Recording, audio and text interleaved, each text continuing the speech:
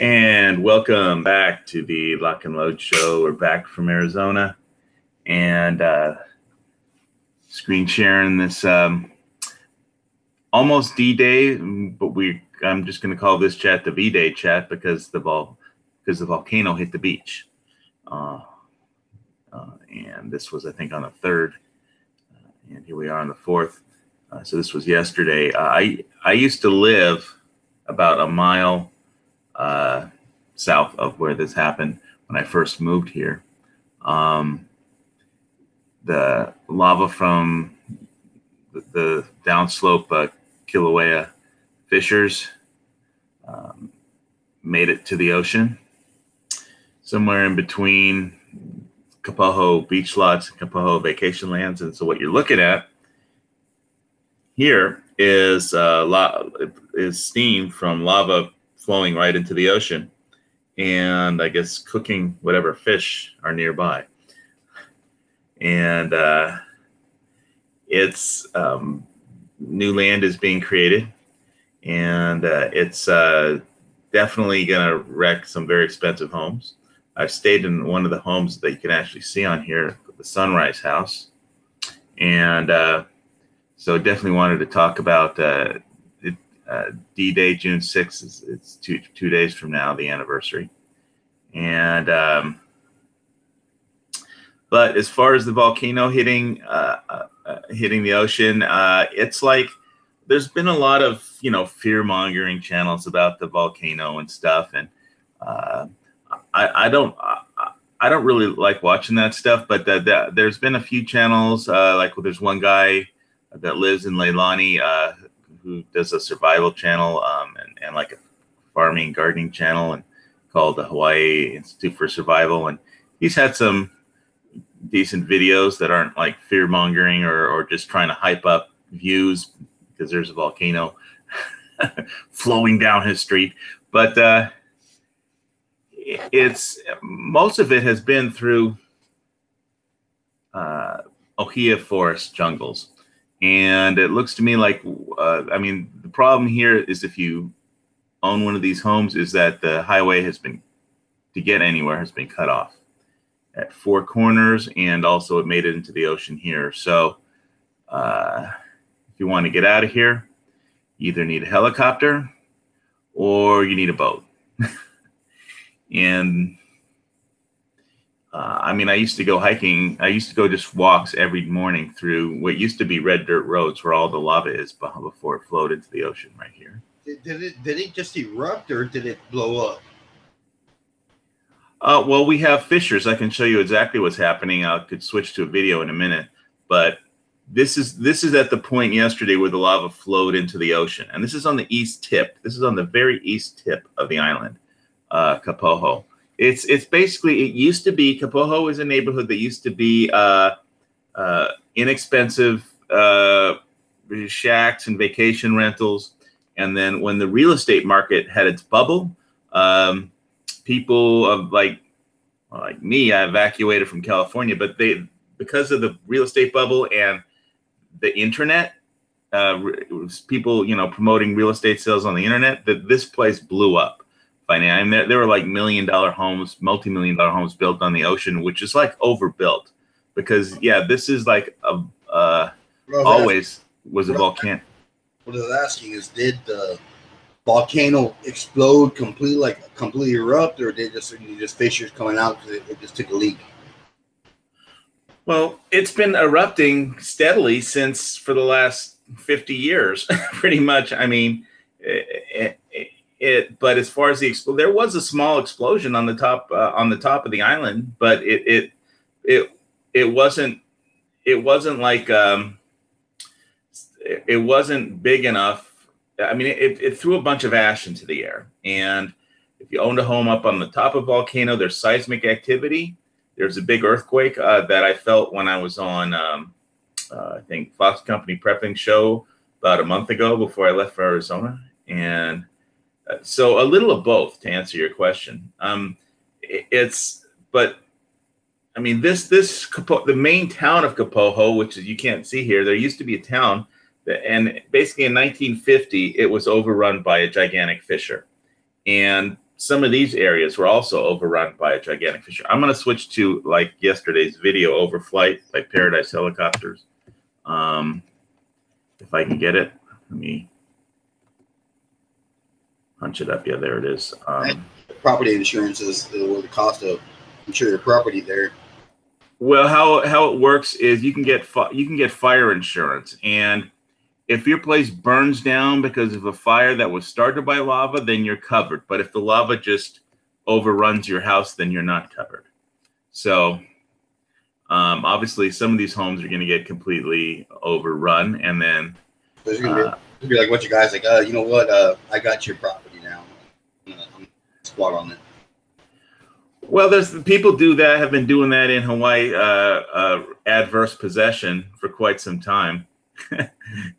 And whether or not there is a volcano, but just because there's so many people that live on the mainland that don't, like, they aren't on their own property, so like anybody can just move in, and once they're in, all you have to do, if you're familiar with adverse possession, is to have it basically print up a fake lease. And so if somebody calls the police and says, hey, these people don't live here, even if the owner calls the police, it's like, they don't have my permission to live there. It's like, if they show a fake lease, the police can't on the spot determine that, even if it's obviously a fake, they can't, like, it has to, only a judge can, like, evict them legally. So they have to be hauled into a court, and that means lawyers, documents, people arguing about things, and it takes forever. So you can't just call the police and have them tossed out. And if they know what they're doing, and if you have people that squat on your property and you aren't there, I mean, there's a whole, you could just Google or use your favorite search engine and look adverse possession and see how bad it can get. But next time Hawaii is away in California, we're gonna go squat over there. You know. What for? we're gonna owning a lock of land. Well, I'll talk about my trip to Prescott a little bit, but I'm going to play this video. Edge, can you see this? Yeah. Okay, cool. So this is right before the lava hit the water. I'm going to back it up. Yeah, I used to live, this whole thing was from a previous 1950s lava flow, this black lava up here. And yeah, I used to live, like, I don't know, back it up a tiny bit more. When I first moved to Hawaii, the first house I rented was, I think, that one. And so I would walk out onto this lava thing, lava field here, lava flow, and then over to this little inlet. And there used to be a bunch of turtles that lived in this little inlet right here, and you could just jump in and go swimming with them. And the thing about this is the water, these are all like volcanically heated tide pool, and this used to be the Champagne Ponds, what they called it, because the water, seawater would sink down through the cracks in the rock to the lava, which is like 1,000 feet under all this, and then would come back up as steam. And so it was like a semi-warm hot tub. And the turtles used to like it, but then people started trucking in tourists for money and depositing them where all the turtles were. And so I don't know if DLNR removed all the turtles, or the turtles just got tired of being bothered by people and swam away. I want to know where Island Hoppers is. That's probably in Honolulu somewhere, if it actually exists and isn't just a Magnum PI thing. But I'll play this Overflight. So this is Kapoho Beach Lots. And over here is Vacation Land and a National Marine Reserve. And here it is earlier on the 3rd coming down. And you can see here's just an overshot. Are they like doing deals on vacations right now? Trips over there? Well, I don't think you can get here anymore, short of having your own helicopter. And I always heard the surf there at Kilauea was crazy. Surfing at Kilauea, that'd be hard to do because that's a mountain and the surf is down at ocean level. So, but this is a fissure a nearby fissure. And so basically a hole in the ground pops open, a bunch of lava comes out, and there it is. It's a lava fountain. Like a hemorrhoid. Yeah. Now, some people with YouTube channels are saying that a lot of volcanic activity around the world is related to the grand solar minimum and the Earth's shrinking, the Earth's losing its magnetosphere, the power of its magnetosphere and cosmic rays. Basically, the earthquakes, seismic activity is electronic subject influenced by electromagnetic fields. And I have no idea if that's true. There was a volcano in Guatemala that blew up today. But an explosion is like, Mount St. Helens that blows up a whole mountain. And it's just a matter of what the scale of it is. This is like a fissure where there's just, it's like the lava, I think, basically the lava pressure just forces it up from whatever shifts in the Earth's plates or, seismic pressures. What's really interesting about this place, Kapoho, is that it's always sunny, and as you can see from the direction of the smoke from the fires here caused by the lava, what happens is these are the trade winds blowing all the smoke up the slope of the mountain, and so the same thing happens with the rain. And what was interesting about living in Kapoho is that the weather is the weather pattern, because it's always sunny in Kapoho except for like the first 10 to 15 minutes as the sun rises. It like pours rain for 10 or 15 minutes, like an inch of rain or 2 inches of rain in like 15 minutes. I mean, just pours. And then all the clouds get blown up slope, and it goes up slope and usually gets caught up around 3,000 feet. And then the water is too heavy for the trade winds to blow it up, and it just dumps somewhere up on the volcano where you have these cloud rainforests.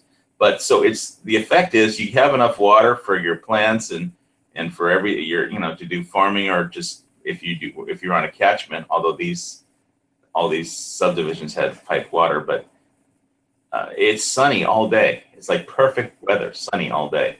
Or they get the day off. Well, this place was evacuated. Maybe some people didn't heed the mandatory evacuations, but there's no roads in or out anymore that haven't been covered by lava. So it's interesting how the Cubans and the Hawaiians have the same barbecue efforts as far as burying the pig. Well, I'm not going to get into Cuba. I've never been there. But I used to live here. But I moved over to the Kona side a long time ago, about 15 years ago. So when I see that picture, like you're looking at that picture, I'm thinking like, marshmallows right up, approaching it. I don't think so. I think you'd be roasted if you got near it.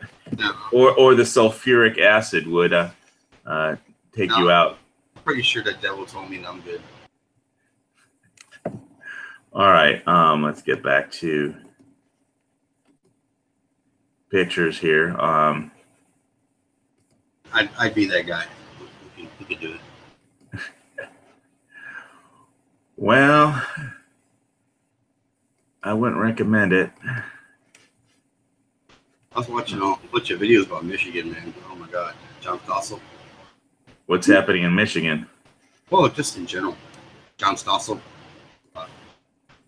He's an ABC reporter back in the day, just talking about Michigan's, shortcomings, and Detroit Bigler.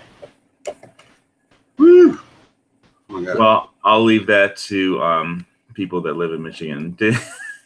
I think Squibb is on his motorcycle right now, riding back home from work. So, and it was like almost impossible to hear. It was just like crackling noise the whole time. So when he gets home, I'm sure he'll jump on his regular computer and. Is he on the bike? Is he on the bike? Yeah, No, I'm at home right now. I just can't get a word in edgewise with HVS. well, I told you I was going to talk the whole time until somebody else came on. Let me. Well, I mean, Shut up. were you on the bike or were you on like you're grabbing somebody by the waist? No, I was riding the motorcycle. HVS could have unmuted me to, maybe hear some wind sound or my not so loud pipes. I don't know what. I like guns. So I take it there's no volcanoes in Texas or Michigan going off right now. Well, they had a earthquake reported 3.5 in some part of Texas today. They're reporting. I mean, it's weird because in the last like 4 or 5 years, there's been more reports of earthquakes, fucking earthquakes in Texas that I've never heard of ever in my life. You don't have very many earthquakes in Texas? No, I mean my first one I ever experienced was like Acapulco back in 2013, and it was the way because we were on top of a cove, and I'm like, it just felt like somebody drilling under you, like you just feel like the ground starts shaking, and I felt like somebody's like drilling under you. That's the way I expressed it, and I remember my best friend's mother-in-law was like, hey, go to the garden. And if you ever seen that video I did about that, it's like Charlie's Angels kind of the whole scenario. It's all jungle style Eric video, but it's weird, man. I've never. That's the first time I ever experienced an earthquake, and it was like a 3.0. Well, I'm originally from LA, so I've been through all kinds of earthquakes, and they were a lot more jarring than the one on last month here on the Big Island. I don't know how it was up on the volcano, but down here in Kona, it was just like the condo was swaying back and forth. There wasn't any big like jarring where the ground was jarring, but it was like a minute of the condo like just swaying from side to side, and so. Don't ask me to interpret what that means because I have no idea. It's just it wasn't a California style earthquake because California style earthquakes are usually like bang, bang, bang, and this one was just like side to side swing and a rolling thing. Like you're on a deck of a ship or something. That's just. Oh no! See, we there was none of that because this whole house was made of stone. It was none of that. It was just like again like this kind of rooting, like if somebody's drilling under you. And I was like, okay, it's kind of weird. And they're like, no, go to the garden.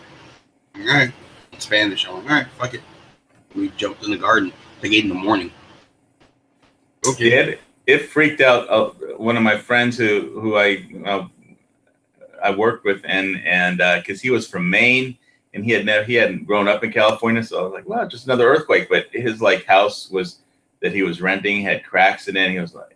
And bricks fell down. He was like just completely freaked out, and I was like, I've been going through earthquakes my whole life, so it doesn't freak me out. I've never had like lava flow down on me, so, but it's pretty small. Yeah, what kind of annoyed me was that people on some YouTube channels were saying that it's lava's flowing through a major city, and I mean there's some people in Leilani Estates, but it's a little subdivision in the middle of the jungle. And mostly it's been flowing through ohia forests. And it took out a bunch of homes. And I'm not downplaying that. If it took out your house, it's a tragedy. But it's not like flowing through a major city. And that's how people were like presenting it. It's like doom and fear mongering and stuff. And it's just this island has had volcanic activity since forever. I mean, and that area specifically. At the same time, like anybody that chose to buy a house there, I'm like, well, didn't you know what you're getting into?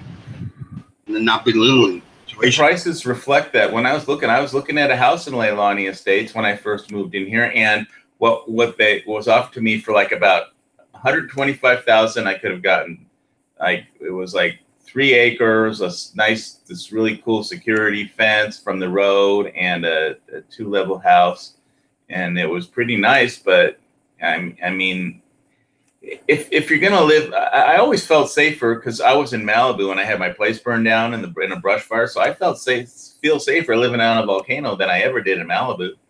I mean, because I had my place burned down in Malibu, and I got back from work and there wasn't anything left but ashes. And I lived on the beach in Malibu, and like all the mudslides took out the house next door, and the Lamborghini. I lived in a duplex, and the guy in the upstairs, his Lamborghini was buried in mud. Did they find the dead hookers when it was burned down? Did what? Did they found the dead hookers? Nobody found no dead hookers. All they found, I mean, I was on the lead of the Channel 7 News or Eyewitness News because they had me walking over like the burned rubble of where my apartment used to be on Rambla Pacifico. But so you got away with it, you're saying, right? All right. I didn't burn the place down. Somebody else did. Somebody else started that fire, and it just moved like, it's basically more like a flame. It just moves a lot faster than lava. I mean, the lava moved about 1.5 miles overnight, you know, which is pretty fast. Because if it's 1.5 miles away and then bang, it's at your house, that's pretty fast. But I'm going to give Squib a moment to comment here. Time's up. About what? Nothing. He was just trying to be funny. And I'm just saying that about the dead hookers. Everyone knows about which dead hookers. You hide them under the bed. Exactly. You didn't see that movie, Four Witches? No. It wasn't a movie. It's every time we go to Las Vegas. You know, sorry, they're disposable. Right. Like a straw. Go to the back of your truck. Anyway, the point I was trying to make was that the brush fires, the winds are like, Santa Ana winds are moving 50 miles an hour, so that's pretty much how fast the fire moves. At 50 miles an hour, you don't have time to do diddly jack shit except get in your car and get the fuck out. And because that's how fast the fire is. I mean, it's like a flamethrower coming over the mountains. And once it, see it at the top of the ridge, all you can do is run. And so the lava doesn't move that fast. So I always felt safer living on the Big Island on a volcano than I did living in Malibu. And, but obviously, anyway, so now that we kind of covered V-Day, and I also, on the last thing for V-Day, Volcano Day, V for volcano, is that the one prep that Hawaii Institute for Survival didn't have was a gas mask. And the main danger there, from what I could tell where he lives, is sulfuric acid. So I would think that would be a prep. That's the prep that I have, but he's more into primitive tools and gardening and bushcrafting stuff than I am, because he lives basically right in the jungle and I live in a condo, so he can do that kind of thing. I'll always say, as long as you stand your own brand, you're okay. Well, you lost. What does that mean? You don't fart.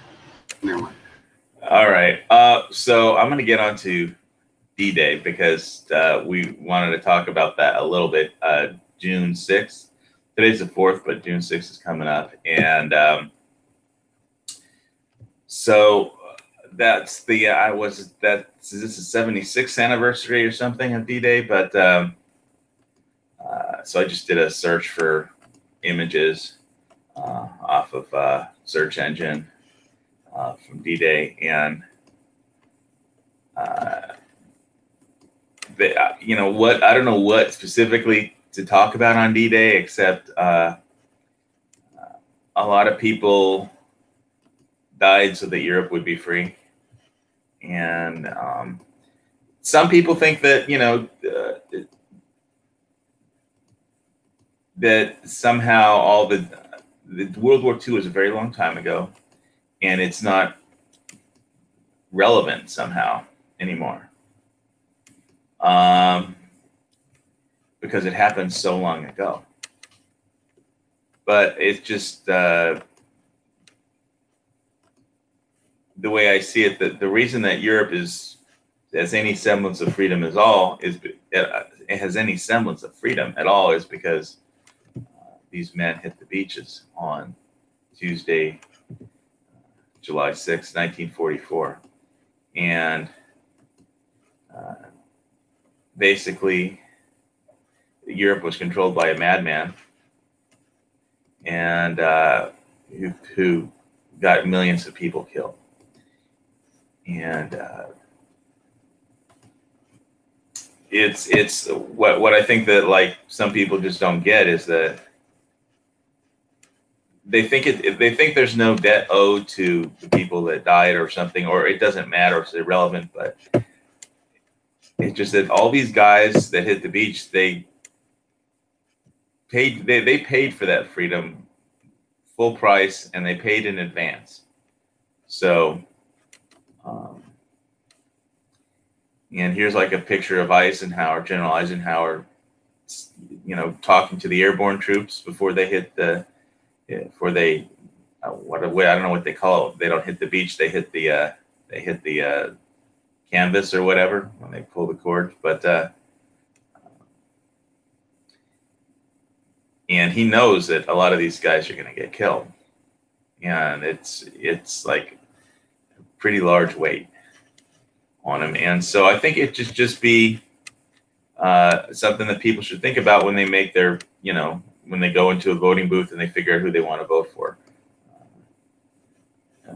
in Europe. And it wasn't just Americans. There was, you know, French soldiers, British soldiers. But a lot of people are dead and buried up in a military cemetery, and it still matters.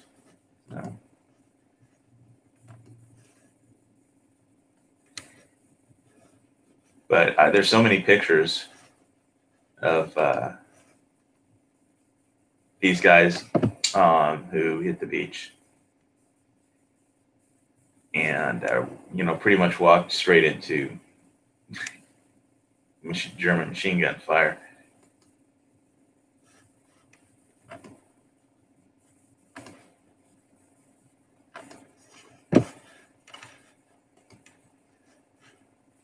Operation Overlord.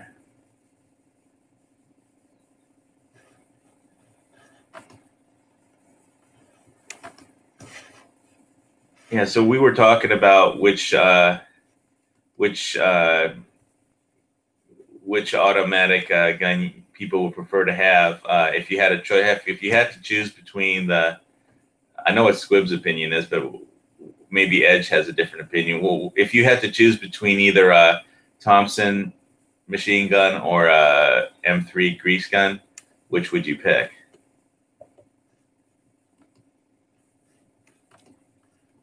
I can't even see a picture of an M3.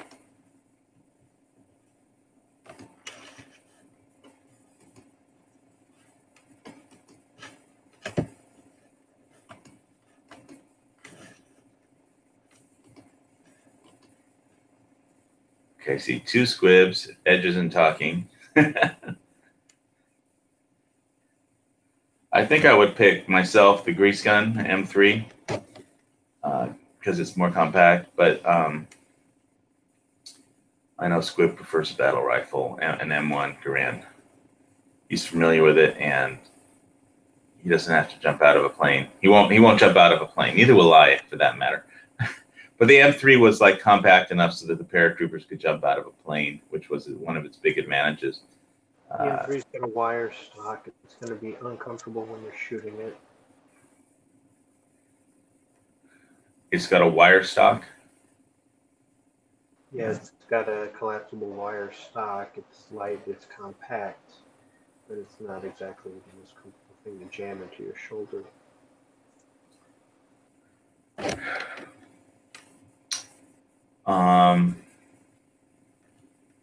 Well, I've never fired one, so I couldn't offer an opinion one way or the other, really. I just like that it's compact, and which is why one of the big features, and it was inexpensive. They could produce lots of them compared to the Thompson, which took a long time to manufacture, and they were harder to come by. But anyway, so I'll talk a little bit about Arizona. What's that? Did you say the Greystone was harder to manufacture? No, the Thompson was harder to manufacture. Okay. It took longer anyway.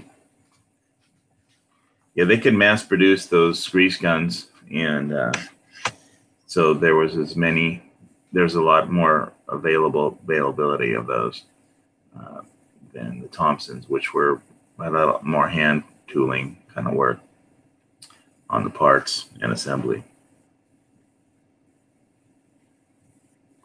Anyhow, so I guess I'll talk about Arizona a bit. I visited Prescott, Arizona. The main problem I had there was just the low humidity. And basically I went through like a ton of chapstick because when the first time I hit the bar out of the Whiskey Row pub, there's basically Whiskey Row in Prescott. There's a lot of bars there. The Palace Saloon and a few others. And for my first shot of whiskey, I had chapped lips. And so I had a shot of Glenlivet, and my face just like stung, because there was chapped lips and with like open cuts, and alcohol kind of stains, which pour it right on that. But after a few drinks, I didn't feel a thing. So I just went through a ton of chapstick up there because the humidity is like 16%. Back here, it's like 70% or 80% or something. So getting reacclimated to Hawaii, I've been back for a couple of days. Glad to see the island was still here. The weather's kind of weird in Kona. It's been weird. And so I don't know if the volcano is messing with the weather patterns, the heat, but there usually is a high pressure over Kona that keeps all the clouds and fog up slope, and usually at nightfall the temperature drops, the high pressure zone disappears, and the clouds roll in from up on the mountain, and then it rains at night. But it hasn't been like that. It's been like overcast and foggy, volcano gases and clouds. It hasn't rained, but it looked like it's going to all day. I mean, it's the first thing you notice when you get to the airport. So when I was in Prescott, I was carrying the Glock 30 around, which in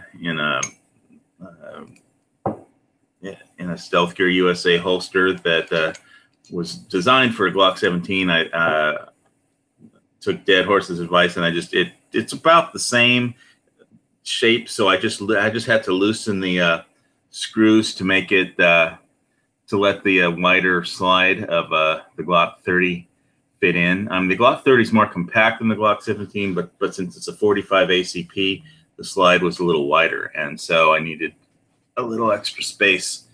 But it worked pretty good, that holster. And I would say that the main thing I learned doing that was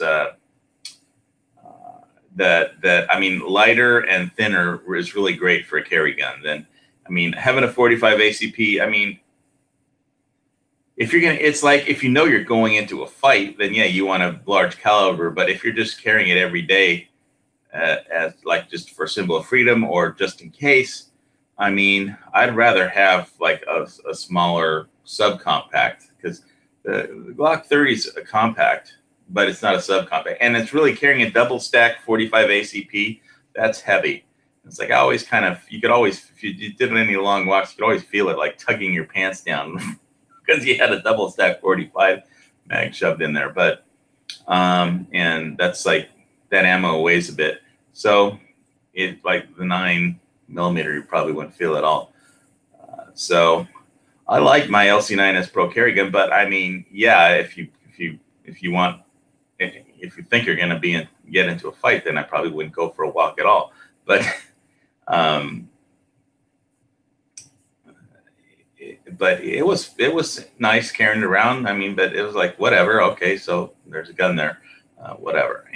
But obviously I can't do that legally in California or Hawaii.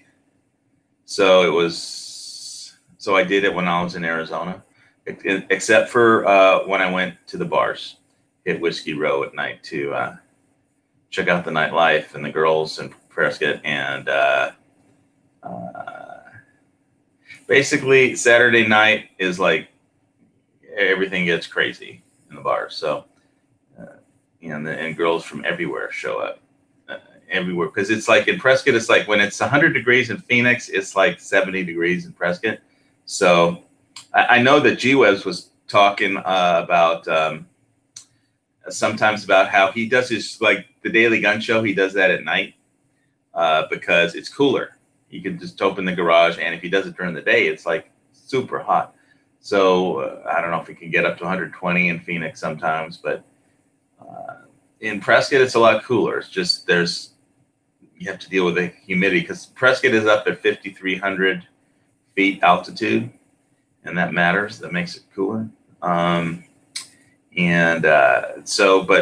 anyway, apparently all the girls from all the horny women show up at the bars on Saturday night at Prescott, and it's you'll have to fight them off with a stick. Anyway, it was a very interesting historical town. I think they established that in like 1812 or something. I visited the couple museums there. The firearms, I posted a new a picture on the gunchannels.com/HVS page of a picture I took from the Phippen Western Art Heritage Museum in Prescott. And also I visited the Smoke Eye Museum, which is kind of like the controversy is that it was kind of like a fake Indian tribe, but it was a very interesting museum. I think what the Smoke Eye was there was a lot of Native Americans, and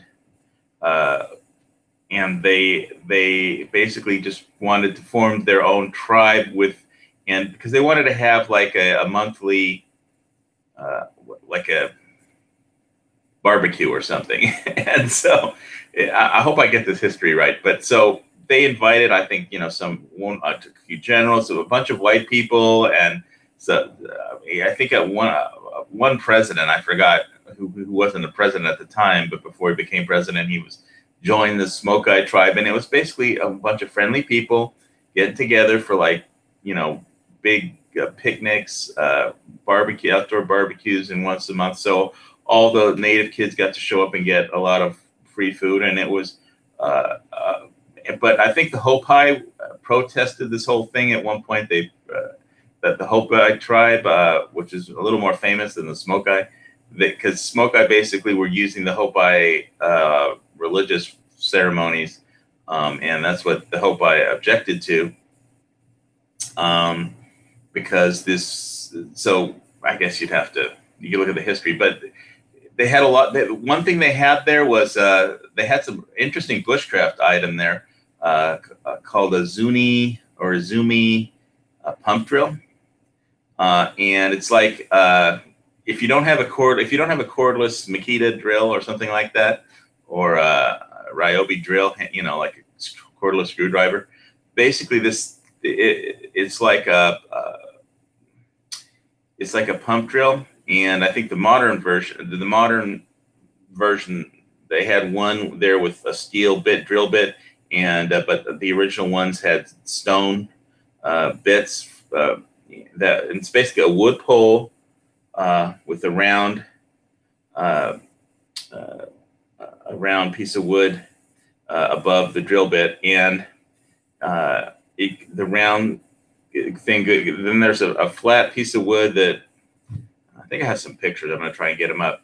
But basically, there's a flat piece of wood that the drill goes through, which is basically a piece of wood with a stick, like about a 1 foot piece of round wood with the drill bit on the end, and it goes through it has like a round thing to guide it on the edge, but on the top of the drill is like just some leather, 2 pieces of leather that you twist around the pole, and there's a flat piece of wood that the leather is attached to on either side. You just push down on it, and after you wind up the leather and twist it around the drill, you just push down on the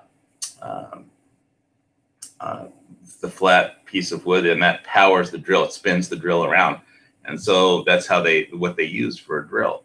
I'm going to see if I can dig up a picture of that. I know I have it somewhere. But it was they had a lot of great artwork there, a lot of great paintings at the Phippen Museum. And a lot of guns and like a chuck wagon, and it's a very historical kind of a town. It's been there forever. They've got great restaurants there in Prescott too. It's like amazing restaurants, like with like artisan culinary chefs. I mean, nothing like we have on the Big Island. I mean, they were just amazing restaurants that they had there. So yeah, would I like living in Prescott? Because the taxes are lower. My folks are thinking about moving there. Their first #1 problem is there's no Kaiser health insurance in Prescott or in Arizona, and they've been using Kaiser. And the other problem was all their friends are in California. They knew that before they dragged me out there. And I think if they're thinking that when you're over 80, it's harder to make friends than when you're a young whippersnapper or whatever. And let's see.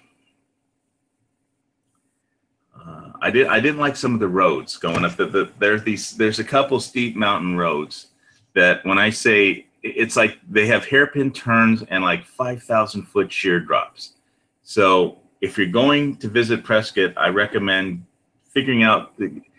Don't go on. If you look on the map and there's a lot of little curves, don't go on it. Especially if you're afraid of heights, because I basically got to the point where I was fighting with my dad, and because he was driving his Grand Jeep Cherokee, and I just told him if he drives me near another cliff, I'm just going to end the wondering and guessing over which hairpin turn he was going to plunge us over to our death. I was going to get out of the car and tip the damn thing over a cliff myself. Okay, that's you. That's not him. Because you know what? We drove through the mountains of Arizona with a rental car one year, and I know how to drive in that stuff. So he was taking hairpin turns at 40 miles an hour, and it's 5,000 feet straight down. I mean, straight down. If you know what you're doing, you can do it. And my wife was losing her shit. So the next year, we went through the same route in her car. We drove out there in her car, which is a much, much more higher performance vehicle. And I pulled over the car, and I got out, and I said, all right, take the wheel. She said, what? I said, take the wheel. I don't want to drive in it. I said, take the wheel. She got in there, and she's driving, and she's going real slow, and then she's picking up a little bit more speed. Well, you know what? She's whipping around the corners as fast as I was the year before in the rental, or faster. We get down to the bottom of the valley after going through all the mountains, and she stops the car, and I look over at her, and she goes, just shut up. Because she realized once she did it herself, especially in a vehicle that can hug the road, she realized it's not really, it's different when you're in the passenger seat. When you're the driver, it's a lot different. I mean, first of all, what if my dad had a heart problem when he was driving? Then we'd all just plunge over. Have heart problems. You could have, you know. I didn't want to drive it neither. I just didn't want to be on it. Next time you drive the damn car. No, next time, basically on the way back, that's why we went through the Mojave Desert, because there wasn't any. It was like up near Vegas. We went out north through the Mojave Desert because it's flat. There aren't any impressive 5,000-foot drops, and so. Don't you think that if you got in a car and you started driving gradually a little bit faster and faster and faster through those areas, and you were the one in control, you'd get an idea of it, and you'd be like, "Oh, this isn't as hard as it looks."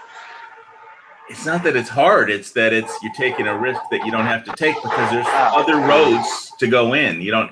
And then there was the 3-hour. Then there was the fucking 3-hour. The I-10. I haven't posted the video yet, but when I post it, the video that I made of the traffic jam, just getting it to this mountain road, the I-10, there was like, we hit this stretch of the I-10 where basically there's truck convoys going on this road, and there was an accident or something up there. And for 3 hours, we were just going 1 mile an hour or less, for literally. And everybody was, you know, there was nothing you can do. You all there was on the right was a bunch of windmills, and all there was on the left was a bunch of desert. And there's no other way to go. There's no shortcut. And it was like we were going 1 mile an hour. And finally, we get up to the point where the problem was, you know, after 3 hours and trying to evacuate California, right? And it's apparently this truck, and there were so many truck convoys on this road. It was crazy. And this truck ran over a car or something, and it just blew up, and it burned down to all that was left of the container was just the spines where the truck used to be, the steel spines. And it was just completely, the cab was like melted. It was just a complete, you know, blazing. They had pushed the whole thing to the side of the road, but if you've ever been on a road for a 2-lane road going 1 mile an hour for 3 hours, it was like, yeah, and it's like you have no idea what the holdup is. You know, have the aliens landed or what? And it's like there's no radio out there. I mean, that was working. And wow. So yeah, we went through the Mojave Desert past 29 Palms on the way back, and I liked the road. That road it was flat. There wasn't any. You don't have to get on one of those mountain roads. And then there's this whole town, Jerome, that's a mining camp up on the mountain. And it's like, but you can't find a place to park because there's not only is the road to get there steep and treacherous, the whole town they couldn't build a parking lot because it's like this entire town is on a precipice of a cliff, you know, where they used to mine silver or something called Jerome. And it's like a tourist town. You can see people, they have tourist attractions, but there's no place to park. There's no way to get there. And I mean, that isn't on a very treacherous road. And I just like, you know, I mean, it's like no shoulder at all on this road. And there's like a 1 foot high guardrail.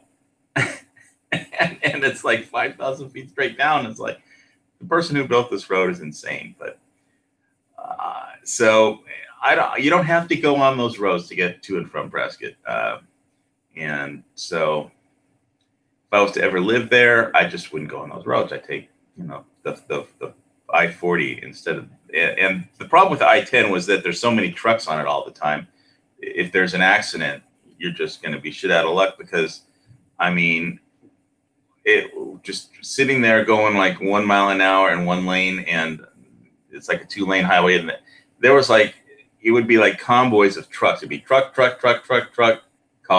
truck, car, you know. It was, I don't know. The way you talk about this, I just wonder how you would be on the road in a bug out situation. You know? Well, I mean, it depends. If the lava's coming down the highway, you know, it depends if there's the precipice. Yeah, don't put me in charge of driving a vehicle, or don't put me on a vehicle if I have to bug out over a precipice. So, you know, I'll try and bug out over someplace over a road where there's like no 5,000 foot sheer cliff drop. So not long after I got my driver's license, we went down to West Virginia where my dad's from. And I hadn't been to West Virginia since I was a baby. I didn't remember it.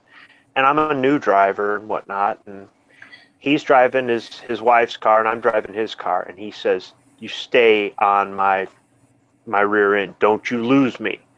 And, you know, going down I-75 and then cutting across and stuff like that is no big deal. You know, then once we cut through and got down into West Virginia and it started getting mountainous, it was a little bit intimidating for a new driver. And I had to keep following my dad. And my dad was used to driving on that stuff. So, of course, he's driving fast and I think he was taking into account that I didn't know what I was doing. but he really gave me no choice. It was, swim or drown, more or less. Well, I thought it was bad on the interstate. Well, we got off the interstate. I said, "Phew, we're off the interstate." No, it was much worse on the rural highways that went around the mountains instead of through the mountain. And it was narrow. There was a long drop off to your death on the edge. There was no guardrail, and these coal trucks would come whipping around these corners at high speed and practically run you off the road. I had no choice but to follow I didn't know where I was. There was no Google Maps back then or Waze or anything like that to tell you where to go if you got lost. That is the other thing that annoyed the hell out of me about the damn cheap Jeep Grand Cherokee. I mean, that it was like that Google Maps lady that talks if there's a traffic jam. I mean, every 2 minutes, we're sitting there going 1 mile an hour. And I think after like 2 hours, I finally realized, I don't need my seatbelt on anymore, and I took that off. But the damn lady from the lady voice that says every 2 minutes she would say and apparently it's like blaring, that there is a traffic interruption ahead, and of course there's no alternate route out there, but it just repeats every 2 minutes that there's a traffic interruption or whatever she says, ahead. It's like, no shit, we're sitting here, we've been going 1 mile an hour and there's no way to turn it off. And it's like a safety feature or something, so you can't like shut her up. And of course my dad he doesn't wear his hearing aids, so it's not as loud to him, but it's like blaring to everybody else, So she's blaring every 2 minutes that there's this traffic interruption like ahead, and it's like, no shit, we've been stuck in it for 3 hours, and she wouldn't shut up. But so I mean, I understand that, yeah, it shows you which ways to go, and it calculates the route, and and if you like pull over to get to hit like a Carl's Jr. or McDonald's or something, then it's recalculating the route. It's like, and it's just so annoying. And because it's a safety feature, there's no way to like turn it off or something. And I mean, I don't know if every car has the same annoying lady on it, but wow. No, you have to pay extra for that, and there's got to be an off button. Well, if you use the GPS map feature, I don't think there is. At least, it was a situation that, my dad wanted to blare it. Center console, you just turn off the GPS on the radio or turn off the console. Yeah, it's not like we would have gotten lost on the I-10 going, 1 mile an hour. The whole point I was making was it was back in the 80s. They didn't have any of the stuff that they've got today.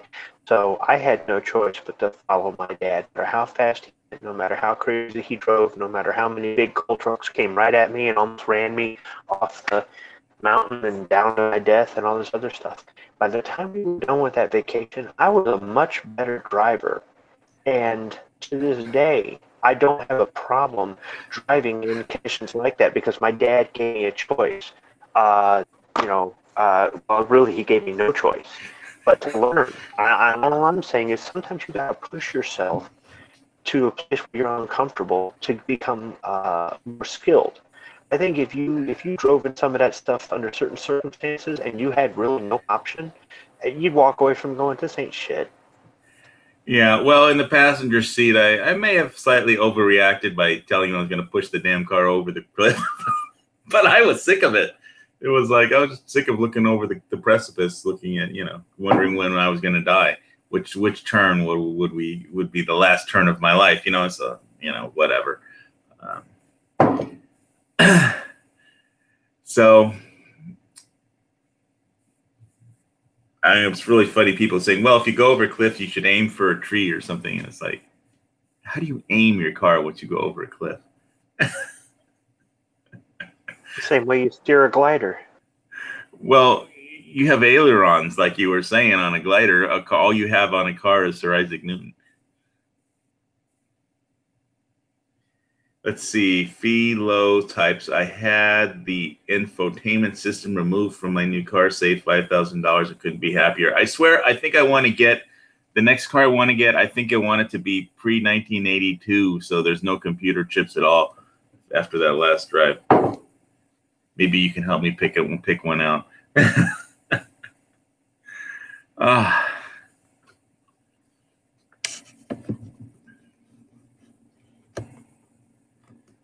So why don't you tell everybody what you were telling me about? Instead of a Thompson or a grease gun, you prefer an M1 Garand, and why? So the way I was taught how to fight was with a battle rifle. I wasn't taught how to fight with a submachine gun. There's a time and a place for a submachine gun. In close proximity, it would work. So you'd say, you know, you don't really want that M1 when you're going house to house. You want a submachine gun. This might be true, and if it has a select fire capability, that would be useful. I'm not sure that all of them had a select fire capability, but that 45, even though it's a powerful round and it will take down a person, and it's definitely a good close-in round. The submachine gun, even though it's shorter, maybe more maneuverable, in going in hallways or. Aim your voice at the mic, Squib. You're dropping. Sorry. It might be better in tight spaces with that shorter barrel or something like that. Overall, at distance, it's not effective past 100 yards. It's probably not effective past 50 yards. So your battle rifle can reach out and touch something, whereas your submachine gun can't.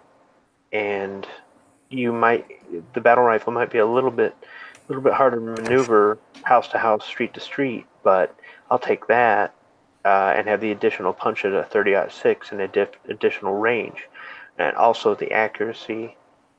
I was also trained with one shot, one kill, whereas a submachine gun's kind of spray and pray. But there's a place for a submachine gun. If you're guarding something, a submachine gun might be a good option. If you're guarding prisoners, or if you're guarding an installation and you're not expecting to have to engage a threat at a long distance, and you might need to lay down a lot of firepower because you might be one guard and, I don't know, a truckload of guys show up or something. But for the way I was trained and the way I anticipate myself fighting, having a pistol caliber, high rate of fire, auto,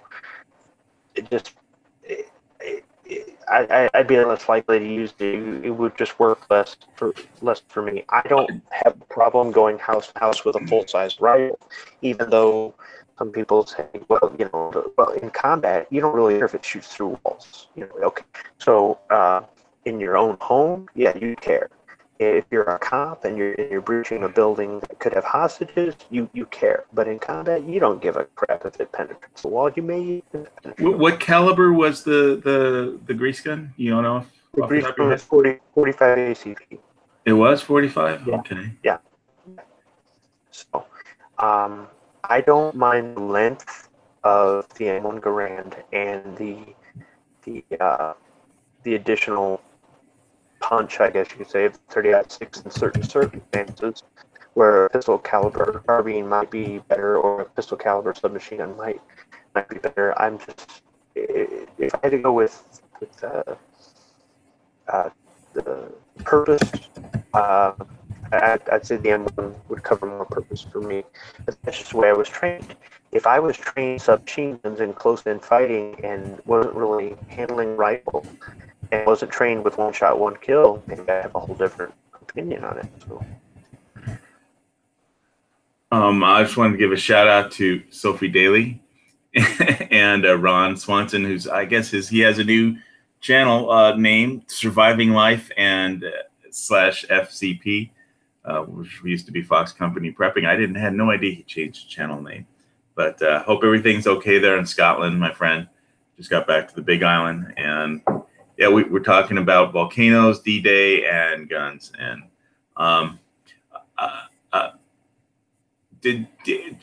so Squib, when you were being trained in the military, they never talked to you about establishing a superior rate of fire? That's what the machine gun's for, and I actually carried a machine gun more than I did a rifle, to tell you the truth. So the machine gun, what you use the machine gun for, or full autos in general, is suppressive fire. You're keeping the enemy's head down while your guys advance or flank them. You're using suppressing fire when you're getting overrun and you're trying to keep them from getting to your position or take out as many when they're charging you en masse. You're using a machine gun against hardened targets like a building or a vehicle or an aircraft or something like that. It's even though full auto you could spray into a crowd of people and hit a lot of people. It's not necessarily an accurate type weapon, and even though I prefer a rifle with one shot, one kill, I preferred that M60 over that M16 because the M16 jammed all the time. But still, I wouldn't necessarily try to employ it like a rifle. The only machine gun that I might try to do that is if I had an MG34 because it has a select fire capability. Even then, it's an awful big rifle at that point. But it's just a lot of people talk about full auto, and full auto is fun, and full auto is cool, and full auto does have a place, but it's usually meant for suppressive fire. You're keeping their heads down. It's not really meant as offensive as you might think it is. It's more of a defensive type of thing. And people who run their mouths about full auto and they got to have a full auto gun and full auto, oh, they wish they had full auto, full auto, full auto. It's like most of those people never fired a full auto. That's what I found. And I'm not saying that I agree that people should have to file a tax stamp and pay an arm and a leg for it. No, I think everybody should have access to it. I just think it's something that if enough people got it out of their system, they'd be like, oh, this really isn't all it's cracked up to be. So you're going to burn through a lot of ammo. You're going to have to carry a lot of ammo with that Thompson or with that grease gun. You know what I mean? You're not going to be taking aim shots with it per se. So I just wanted to bring up another topic related to this, that our friend, not the NASCAR racer, the other guy, Mike Helton, Survival and Prepping, talked about on, I think, his last video, which was for preppers. I think his point that he was trying to make was that because a lot of people that are into prepping are like, at least in the U.S., like are into firearms collectors and like to have all their zombie mall guns and whatever guns they want, but he thinks that they're like if the shit hits the fan, they're like gonna go all full tactical and be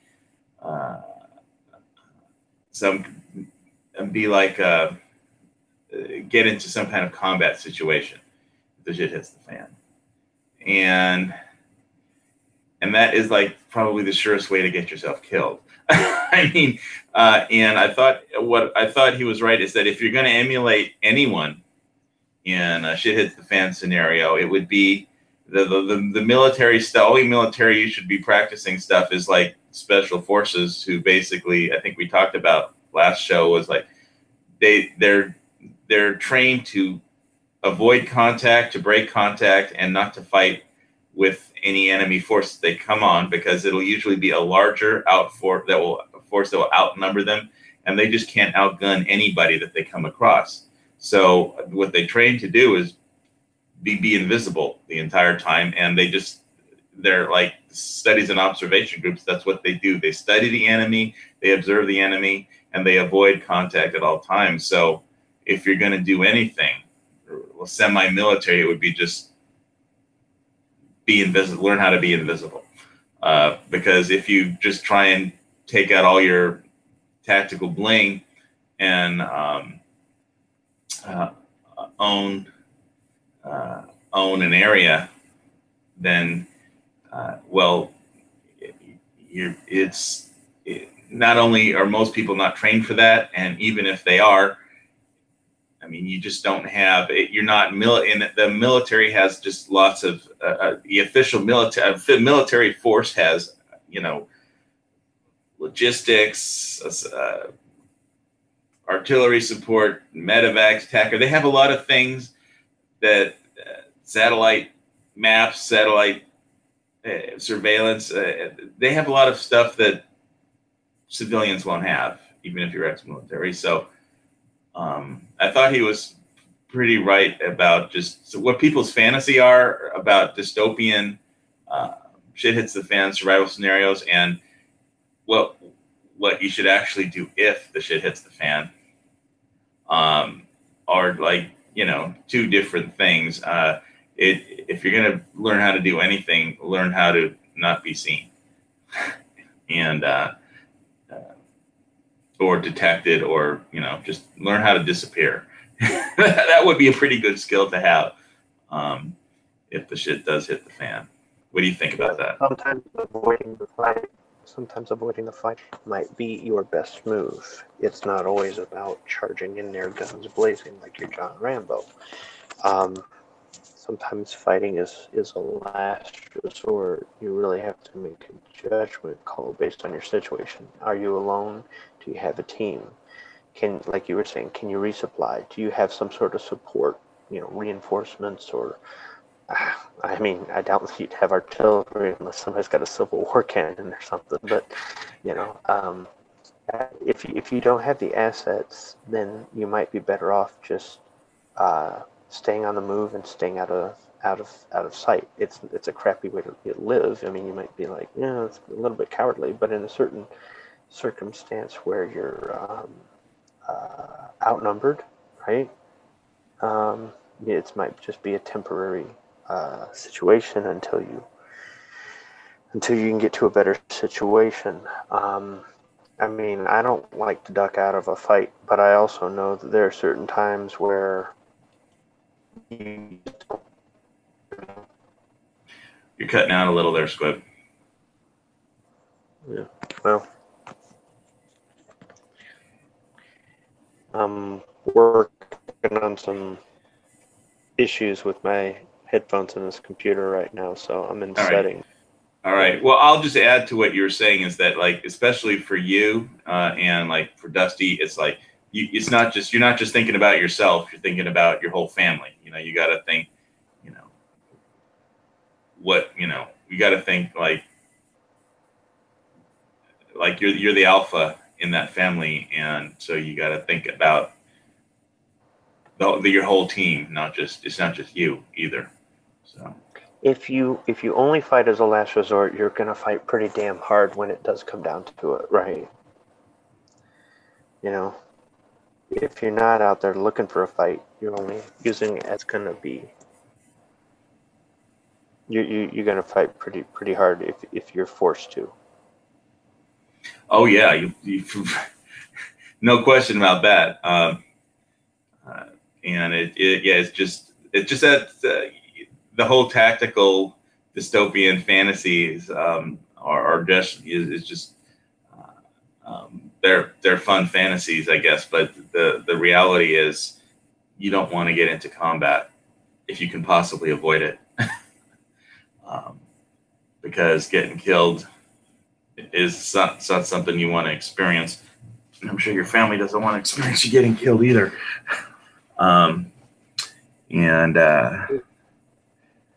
Anyway, an Aussie in the chat.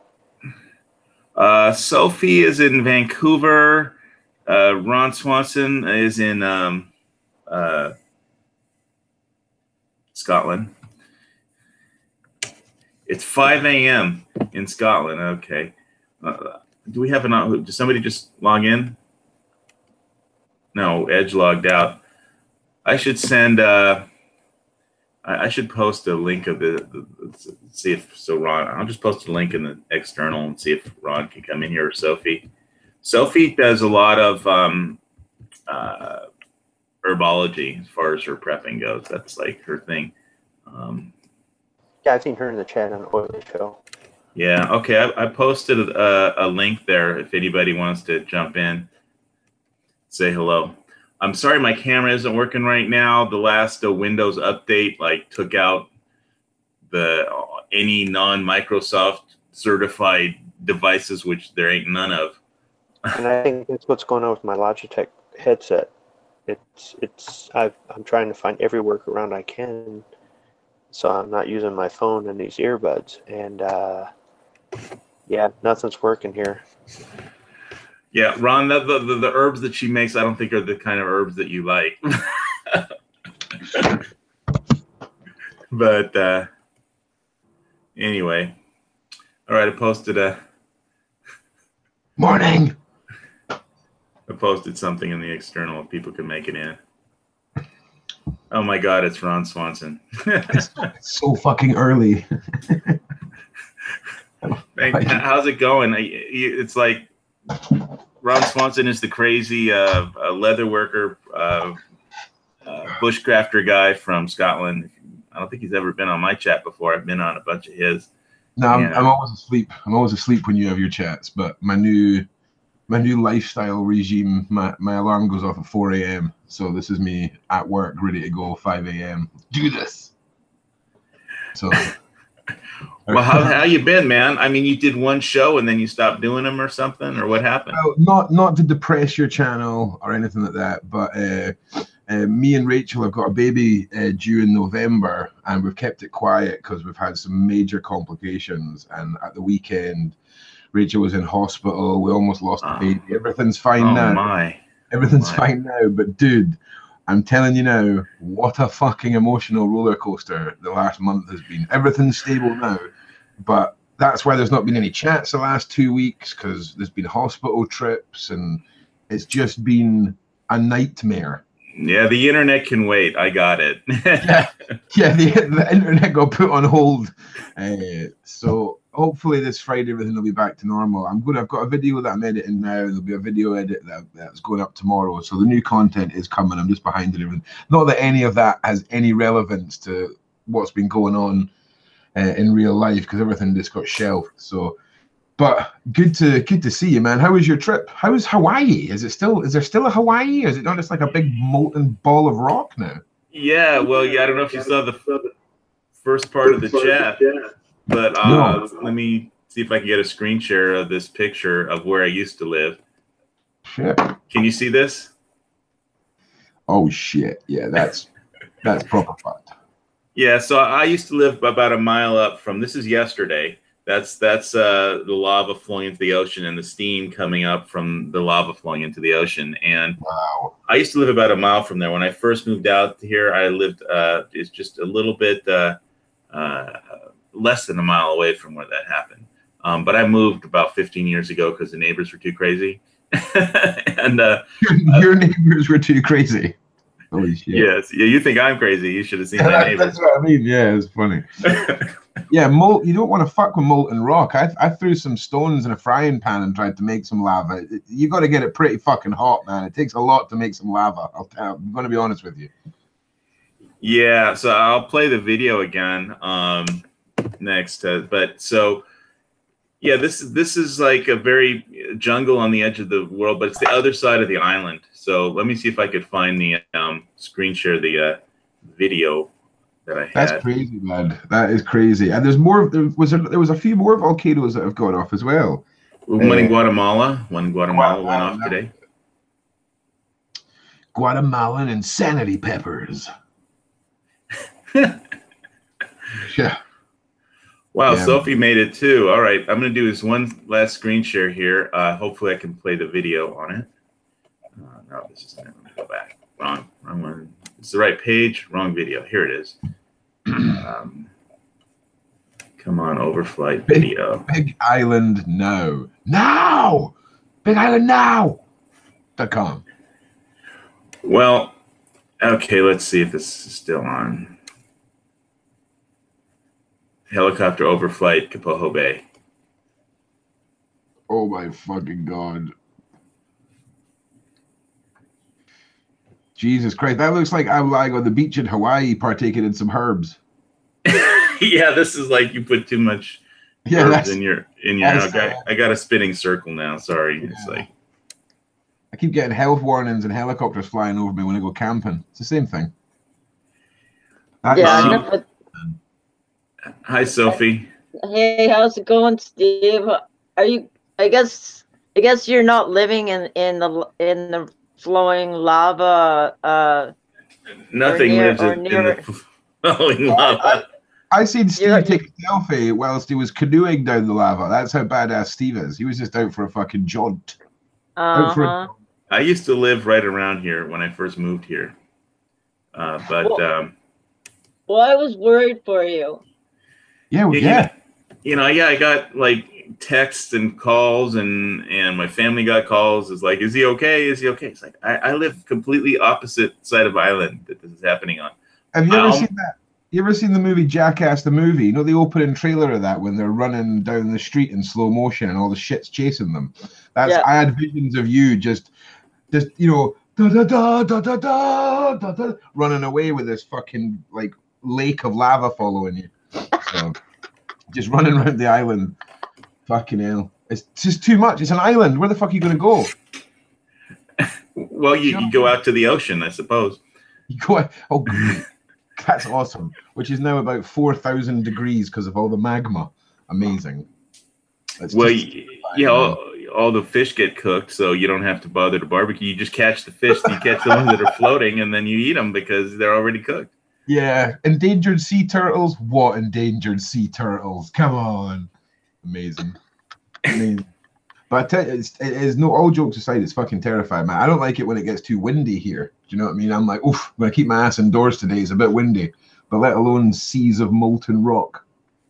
I had the earthquake happened when I was on your chat. I know. It's fucking crazy, man. Crazy. And then like Mole started getting like talking about the alerts he was getting about volcanoes exploding in Hawaii, and I was like, well, don't worry about it. And then the condo starts shaking. Yeah, just as your camera starts casually shaking from side. It's okay. Don't worry. It's okay. Yeah, that's why they don't build the houses out of bricks over there, or do they? Build them out of bricks, or do they build them out of wood? I imagine they'll be wood. Well, the post and pier is the most common construction, post and pier. So like concrete feet with earthquake steel, like these U supports that so the wood or the pile that goes onto the concrete feet has a steel support that is earthquake rated. So like because seismic energy moves through lava rock at 55 miles an hour, so it's pretty it's like sand. It'll like knock down a house. Yeah. So. But most people build, know what they're doing when they build, but it's mostly post and pier construction. Yeah, nature will fuck you up. Like nature's a fucking. Yeah, and it's very powerful over here. And if you don't respect the power of nature in Hawaii, it kills you. And it's like people get swept out to sea. That like they're tourists that, especially in Kapoho, that area, the tide, if you swim out too far past because the tide just rips around that east tip of the island, and you'll be like in Tahiti before you know it, and some shark will eat you like halfway, and then pieces of you will like hit the beach in Tahiti or something. So like people have gone opihi picking, which is like these mussels, it's a Hawaiian delicacy of these mussels that like they like to live. They attach themselves to a rock like just under the sea line, the sea level line, and so people go pick them because they taste really good and they're healthy, but it's like if a rogue wave comes along and hits you, and then knocks you off of the rock, and then you're like. Next thing you know, you're in Tahiti, and some shark is fucking with you, and it's one of those risk versus reward mussel experiences. Well, yeah, it's like a traditional Hawaiian thing, but people get killed doing that traditionally. Oh, yeah, I mean, if there's not a risk of death involved in collecting your dinner, it's not worth it, really. You know what's the challenge? What's the fun? It's like that's the whole concept of driving up that damn hill. But do you know what? I want to see you do a video of you going out and cooking a sausage off the lava. Just like, I'm not allowed to eat volcanoes, man. We're going to do some volcano craft. They got police keeping people out. It's like you with a 60-foot metal rod with a sausage on the end of it, just fizzling. Fucking scary though, dude. I'm telling you. It's going to get to the point where the sharks are going to be like, hey, listen, there's some fucking shit going on in that island. We should just surround the island. Let's just surround the island. And wait for the people to jump off and then start eating them. Thousands of fins just turn up all around the island. It's like, oh, no. Damn, nature, you're scary. don't sweat it, Steve. He wanted me to do cougar wrestling the last time I was on his show, okay? Yeah. Cougar wrestling. Yeah, and then guess what happened the very next day? You had a cougar outside of your house. No, did you check that your emails, Ron? I sent you an email. Oh, the one in Washington or something? Yeah. 2 guys riding their bikes. Bicycles. They're riding their bicycles along a, cute little trail. Like there's many trails like that here, right? And then the next thing, they both get mauled. One of them one tries to bite the cougar off with his bicycle, and then and he ends up with his head stuck inside the cougar's mouth. His friend got killed. Yeah. The chicken shit that ran away. You don't run from a cougar. Well, unless he's busy chewing up your friend, then it's safe to run away. No, because Did they have a big ball of yarn? Would you stop at the ball of? Oh my God! That's his one item. Yeah. That's his one survival item. I know. In case he goes on naked and afraid. Maybe they both should have had big 4 revolvers. Yeah, that too would probably be a good idea. I don't understand why anyone goes into the woods in America or North America without at least fucking 2 firearms and a hand grenade. You've got the animals will kill you there. Just nature will be like, the grenade really wouldn't be that effective. Oh no! If you've dropped your guns and you've lost an arm and you're getting dragged into a bear den, you need you put the grenade inside the ball of yarn for the cat to play with. There you go. All I'm saying is someone needs to do an experiment. If something goes wrong with the gun, your backup is your knife. And I don't mean a pocket knife either. I mean a hunting knife. I don't know. I think I'd rather just go out in a blaze of glory. I'd rather go out in a blaze of glory against a couple of bears and try and take them on with a knife. That Revenant movie really changed bears and whole punching bears to death theory out of the window for me. I'm telling you, Ron, you go out of the house here, right, with your axe and a Bic lighter. Okay, that's all you need. No. I would have a suit of armor with fucking meter-long spikes coming. I'd be like, jump on me now, cougar. Come on then. Come and eat the human pincushion, bitch. I'm telling you. I'd have balls of yarn and kitty scratch posts everywhere in that fucking woods. I think that does shit against a bear, okay? Just slowly domesticate them, Sophie, over the next decade. No. There's no domesticating. These are wild animals. This is nature. This is no different than trying to. Do you have bears in Vancouver, Sophie? Do you have bears up there?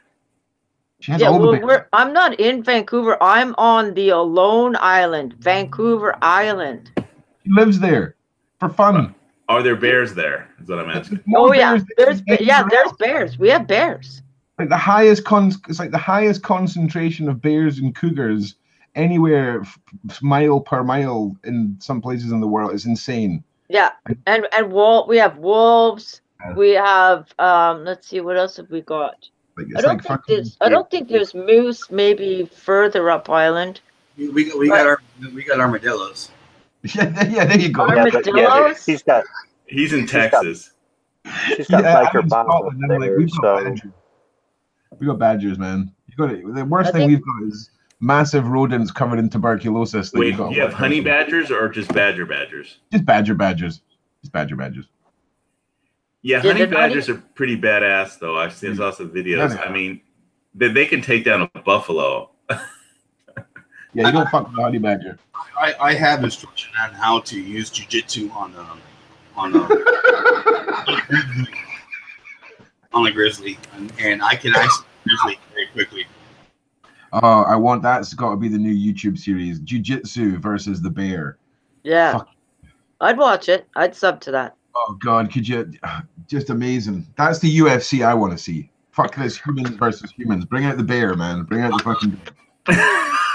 In a cage wrestling match. Yeah, my bloodlust is extended past the UFC now. I want more. I want to see convicted child molesters go in a cage against a bear. That's the next fight and challenge. If you want to see convicted child molesters, what you have to do is you have to just watch politicians. Oh man, they're not. Most of them have not been convicted, but they're unconvicted. They're the pre-convicted. That's like the future lineup. It's too early in the morning for the pedophile chat. Let's go back to Cougar wrestling.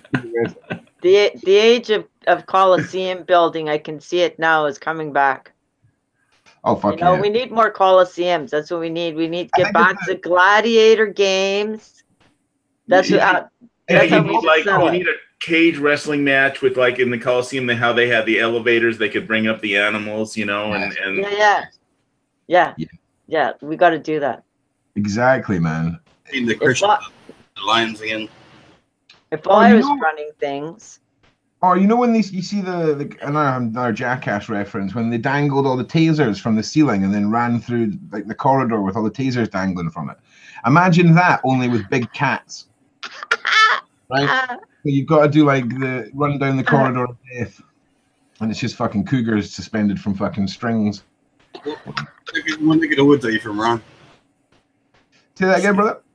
What neck of the woods are you from? Scotland, mate. Scotland, brother. So we've got no dangerous animals in the woods. Like we're the apex predator when we go out into the wilderness. And we're not exactly apex predators, so that really doesn't put our wildlife in any sort of standing. but just to be fair, though, Scots are a pretty rowdy bunch. So Oh yeah, the Romans got to Scotland after taking over most of the world and went, fuck this, let's just build a wall. Let's just build a wall. Hadrian's Wall. Yeah, they did. They just thought, fuck this. Why are they painted blue and why are they eating their children? Like, what is going on here? Anybody? Scots used to dress up cooked chickens like little babies and like carry them into the battlefield and start pulling parts off them. And of course, from across the battlefield, it doesn't look like you're ripping apart chicken. It looks like you're ripping apart babies. So, and we used to fight naked because we didn't want to ruin our clothes. Anybody tag us and can stand strong wearing a dress has my vote. Yeah. Yeah, and so that's the one thing that confused me about your ethical system there, Ron, is that you were ranting and raving about some politician being a child molester and but it's like, wait a minute, didn't like you're like a big fan of the Vikings and Norse and gods and Thor and your dog's named Thor. It's like, well, didn't the Vikings go from town to town, pillage and rape everything? You know? Well, yeah, but they didn't get paid. It's like a volunteer thing. Do you know what I mean? You're not going to go into like a charity shop and start criticizing their workers, are you? It's just perks of the job. It's perks of the job. Perks of the job. Yeah. I want to go to Scotland one of these days.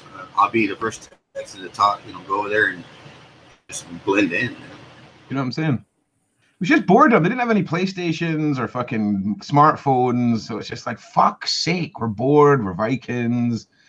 Yeah, I suppose we could get back to the raping and the pillaging, I guess. Guess. There's nothing else to do. Nothing else to do, man.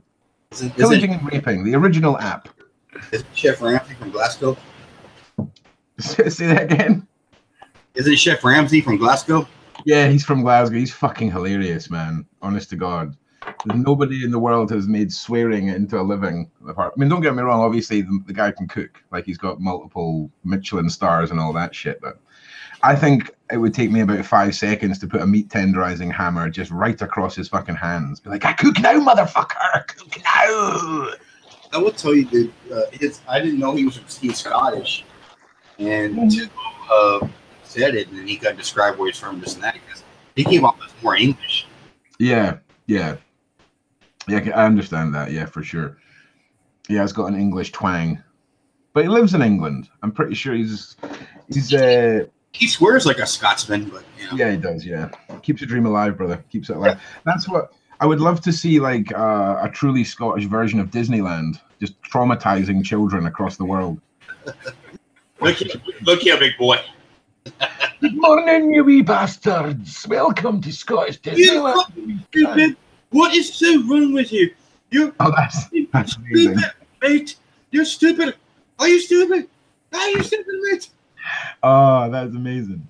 That's amazing.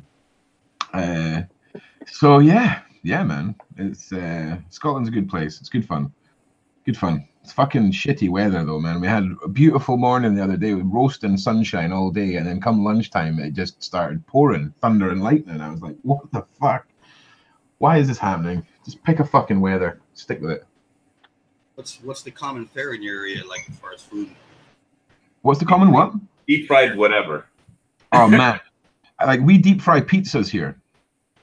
Mm. Like I shit you not, and we deep fry candy. Like you go into like we've got these places called fish and chip shops, right? Where basically the only things that they have to cook with are char grills, ovens, and massive vats of fat. And yeah, I mean they will take a Mars bar, cover it in batter, and fry it. Honestly, you Americans think you know about frying. You know nothing. Well, I had a friend that I used to work with. We've been dying of fucking heart attacks and cholesterol since before your fucking country was founded. I told him once, I'm like, because he got in a bad accident in Cambridge, London area, and he got a real bad accident, and he was rehabilitated to where he had to learn to walk and talk again. And his coach was English, so Mr. Kentucky learned an English accent. Oh shit! Yeah. His name's That's Colt. so fucking crazy. I didn't even think about it. That. His name is Colt too. Oh man! I remember talking to Colt. No, mate. The problem is you can't really give away the shot, mate. You can't really do that, mate. No. What you want to do, mate, is you want to really get this and coagulate with this, mate. And I'm like, yeah. Okay, Colt. I think I would want like a really, really regionally broad Pakistani accent or Indian accent if I was going to read, just to throw people off. Hello, my friend. You know what I mean? Just throw them off the game. I asked Colt though. I'm like, dude, I see movies, man. I see Australians and English and so on, and Scottish and Irish. I mean, I love them all. I want to go to Ireland one of these days in Scotland. But I said, I've never seen a movie of any Englishman doing a barbecue. Never in my life I've ever seen him doing a barbecue in England. He's like, no, mate, that's a good one, mate. That's a good one. We barbecue. It's just it's not as sort of spring break looking as in America. Well, because it's always freezing outside, isn't it, or raining or something? It's more like one barbecue, and then there's like 8 people around the barbecue with massive umbrellas. Do you know what I mean? Like, we live the dream here. We don't listen to the weather. Sideways rain doesn't matter. We'll cook outside. It's fine. It'll be fine. Put whiskeys for. You know, that's definitely reminded me of Scotland when I was in Prescott, Arizona, because I basically went to Whiskey Row and just kept ordering shots of Glenlivet. So, yeah, gotta love a bit of whiskey. Oh man, what time is it? 25 to 6 now. Okay, I might go make another coffee and go and find some socks. You don't know where your socks are. Well, I like with everything that happened over the weekend, right? I just panic washed like the kids' clothes and my clothes, right? But I've done this huge wash of socks, underpants, and now I don't know what I've done with them. I remember taking them out the washing machine and putting them in a big like laundry basket, and then the world is just eating the laundry basket. So yeah. All right. So, okay, maybe Sophie can talk for a little while. I think we lost Squib. Tell us what you've been doing. Well, for me, I tried to, after the last tsunami warning that I slept through, because it was the middle of the night, and was that the Alaska earthquake one? I think it was. No, I think the earthquake was coming from Japan. All right. I think so. So it wasn't a surefire thing, but I didn't even hear about that till the next day, because usually I do the quake watch thing every day. I do the space weather thing every day and watch the radiation levels every day. But for some reason that day I just was not prepared. This is part of my preps, right? Your mental preps, right? Right. To know kind of weather you're dealing with that day. Know if there's any kind of hazards that might come my way, right? What the UV ray risk level is, stuff like that. Yeah. I mean, it's just one of those things, right? And it's like Ron was saying that he was doing like emergency laundry, right? I tried to. Emergency laundry. Well, yeah, like I'd rather like have all that stuff done so that I'm not running around like a cat on fire, right? Because I know I'll just freaking peak, right? So I have to. But for some reason, that day I just did not. I didn't prep my mind. I wasn't getting the info in like I should. And in some ways, in hindsight, 2020, right? I'm looking at it going, well, at least I averted like a major heart attack or some AFib or something by not knowing, right? What part of the country are you from, Sophie? What's that? What part of the country are you from? Oh, I live in the Pacific Northwest on southern part of Vancouver Island. You know where they shot the Alone, the series, I guess it was the first and second series of Alone, where guys were leaving because of the bears and everything. I don't remember specifically, but. Well, I live on that island.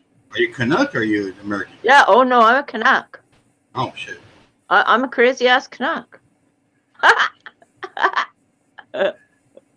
And I'm a bush baby. I escaped the city a long time ago. I have to give you the Canuck test. Say the word house or about. What's that? Say the word about. About. No, because everybody, other Canucks, I meant say a boot. No, a boot is something you put on your foot, and a boat is. I agree with you, but every other Canuck, like Biker Bob and everybody else I met, say, I'm a boot to go to. I'm like, what? Depends what part of Canada they're from. You see, it's just like the States where you'll have like really strong southern drawls in Georgia and whatnot, right? And then people with their California accents, which are more Canadian sounding than, and then you'll have people from North Dakota that sound really, really mental. But it's everybody has their own dialect. So I think if he says a boot, he's probably from the eastern part of Canada, like maybe Newfoundland or Manitoba. He's from Manitoba? Yeah. Oh, okay, that explains it. Yeah, I'm thousands of miles away from there. This is a very, very, very, very, very, very big country. Gun Geek also, he's like from Nova Scotia, and he says the same shit. A boot. Yeah. That's right. He could carry a conversation. You'd never even know he's Canadian. And then he says a boot or house instead of house. House. Yeah, because they still have the very strong. It's sort of a bastardization of Scottish and Irish, of the people that settled there, originally settled there. Bat trees. Yeah, the Quebecois, the French Canadians, they have very, very strong accents.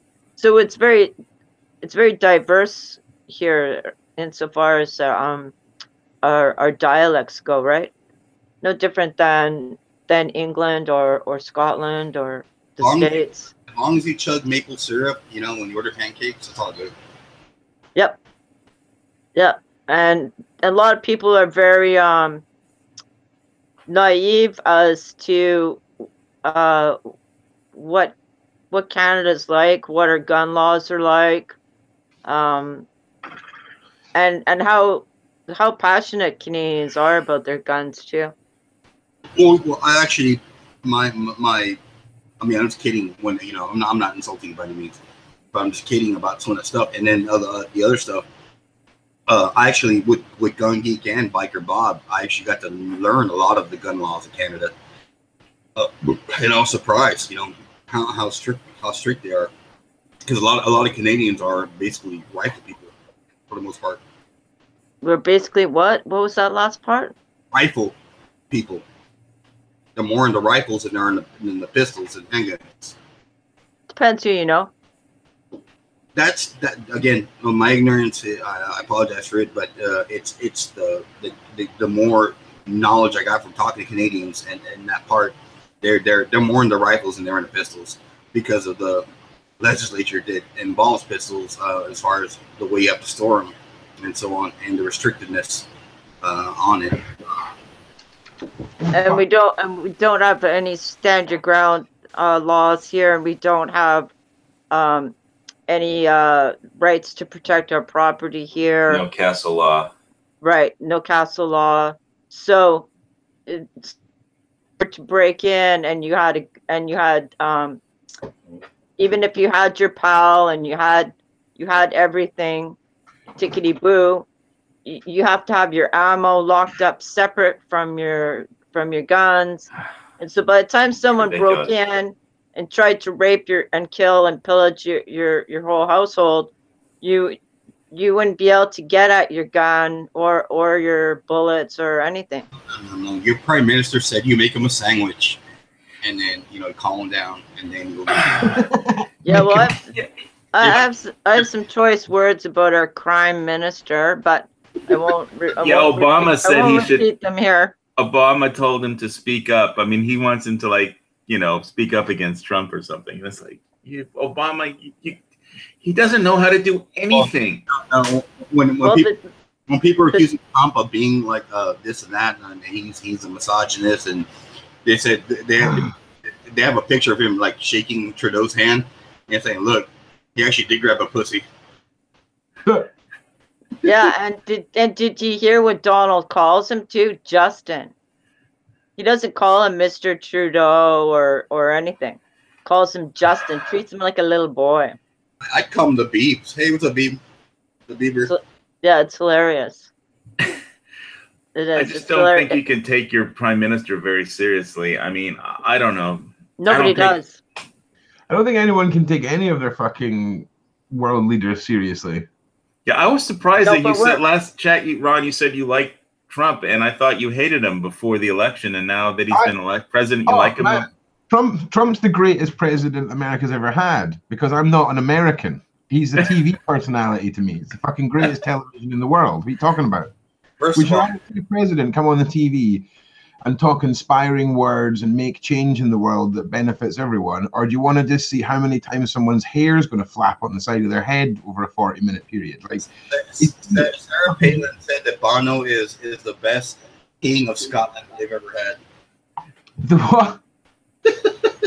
Bono? I didn't even know he was Scottish. I thought he was Irish. Bono's Irish, man. I know. Yeah.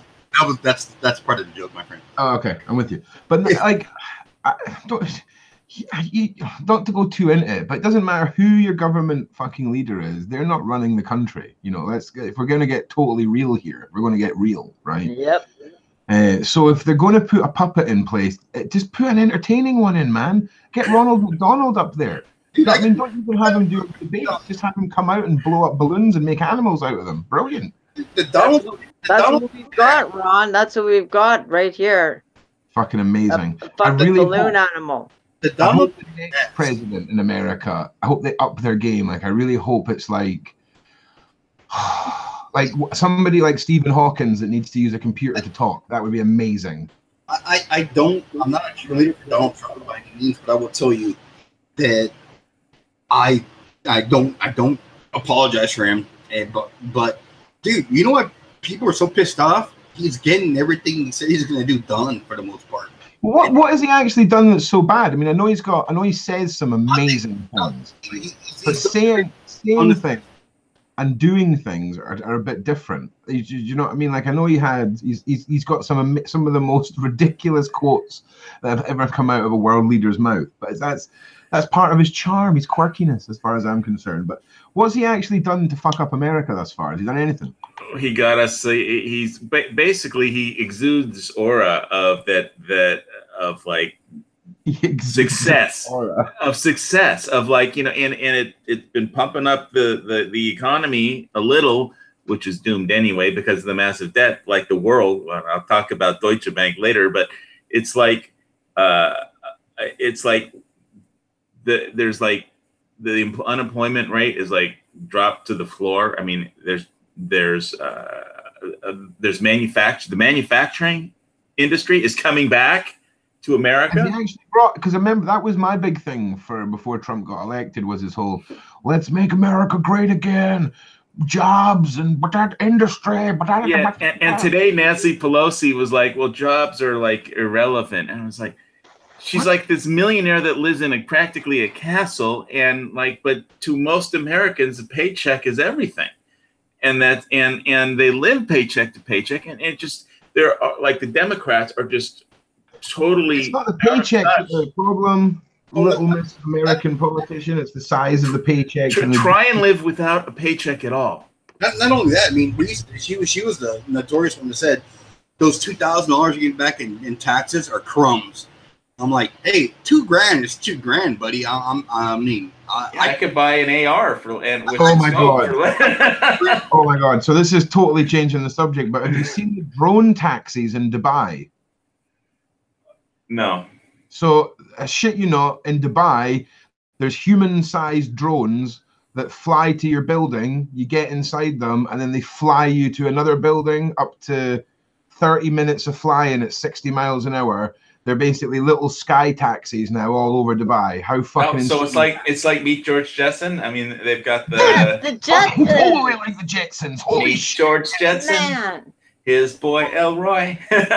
Holy shit, it is the Jetsons. They look fucking really cool. Like, I got a bit of a boner when I was like, oh my god, this is next level shit. I have a question here. How does that rag get not caught in the propeller? Well, what's the power source? Is it they aren't using anti-gravity devices? I mean, no, it's just a big fucking. It just looks like a really big drone with the propellers. Like huge, gigantic powered quadcopter. Yeah, but they're not as huge as you think. Like, you think to yourself they would be, obscenely big, but they're not.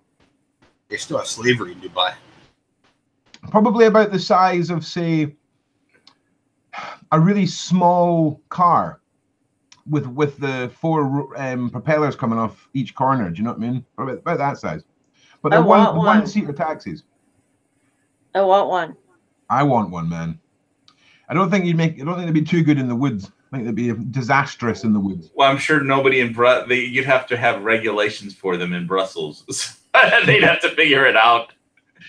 God.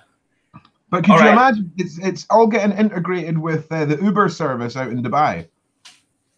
All works off GPS. Everything's automated. Crazy. Yeah, I think you're missing your first million if you moved over there, Ron, and you made some haggis. Well, they need leather workers. They need leather workers in Dubai, don't they?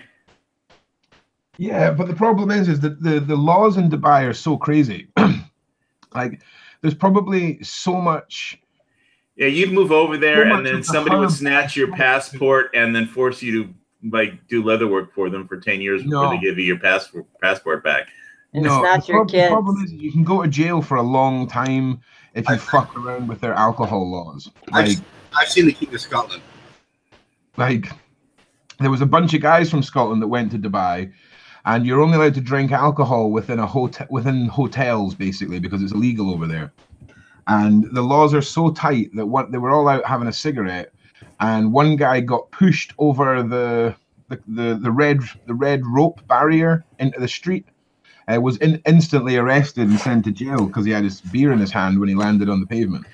When my dentist went to Kuwait, and he was in the Burj Khalifa, and he went there because he's like the dancing dentist. He likes to do dance contests, or he goes all over the world if they have a dance contest basically, or event, like where everybody goes and shows off their ballroom dancing or whatever it is. And he like kissed a girl, one of his dance partners, and the religious monitors came over and gave him like a warning card. Shit. Oh man, you're kiss a girl in public. Getting drunk and running naked through the end of that event. Like, fuck you! Yeah, see, that's why I can't go to these countries. You see, that's what would happen. Like, they just fucking gave you a warning for kissing. We'll show these bastards. That would be where my downfall. Somebody- 55 years hard labor in Dubai for getting my knob out at a wedding. Brilliant. Somebody just in the chat said they got a Smith 629 mountain gun. I'm not too familiar with what that is. Edge, you know what that is? It's a gun that you can blow up mountains with. It's fucking massive. In fact, that's probably what the volcano. It's not actually volcanoes going off. It's yesterday's Pomad just taking pot shots with his new fucking mountain gun, just blowing off bits of fucking Hawaii. Well, I don't think he lives in Hawaii, so he must be hitting us from the mainland. Yeah, he's got that trajectory worked out. Do you know what I mean? Apparently, he nudged his table and hit Tahiti earlier. Guatemala, sorry. All right, I just want to talk about this really quickly, guys, because it's kind of news. So Deutsche Bank finally was downgraded again by Standard & Poor's, and they're basically, it's another one of our insolvent banks, or the world insolvent banks. And the problem with this bank is that it's got such a huge derivative CDO book that it's like when this bank goes down, it'll take out all the other banks on the planet. So, and it can't be bailed out because it's like, I don't know, $500 trillion worth of derivatives, and like I think the gross domestic product of the planet is like 50 trillion. And the gross domestic product of Germany is 3 trillion. So there's no way that this bank can be bailed out. And so it's like the worldwide banking system is in deep has deep problems. So I don't know how to tell people to. It's just like I could say, just be prepared. You know, general prepping. I'm not telling anybody to start stacking precious metals or do cryptos like me, but you know, just general preparedness, you know, with food and whatever preps you do. But basically, it's insolvent, and I could just read. I mean, the stock prices be getting slammed, but they just laid off like 1 out of every 10 workers. So like they fired 10,000 people, and let's see. Early Friday, Standard & Poor's Rating Services downgraded Deutsche Bank's long-term credit rating to BBB+ from A-, citing execution risks.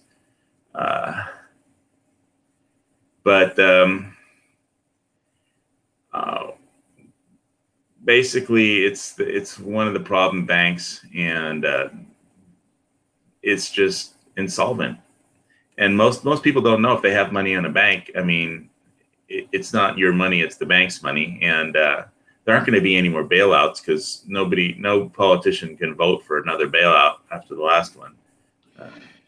Well, it's just all bullshit, man. Iceland managed to fix their economy within 24 months after the last economic collapse over here and over there. Nothing was fixed. Nothing was fixed. No, listen, man. Iceland are now in a better position than they've ever been. And Iceland aren't a massive country. I know that. But yeah, they did the opposite to the US and the UK, where the US and the UK gave all the bankers that collapsed your country massive bonuses and let them live their life. Iceland threw them all in jail and then hired a bunch of women, and the women turned the country around in less than 2 years. It's fucking crazy. Well, most people don't know what happened when the 2008 collapse happened, so I'll just do like a 30-second recap of it in case you haven't heard. Well, and so in 2008, around September 15th. Did you want to say something, Edge? Yeah, I wanted to say something before that. I'm going to let you also go off there. But it was weird, man. Right before me and my wife just got married, right?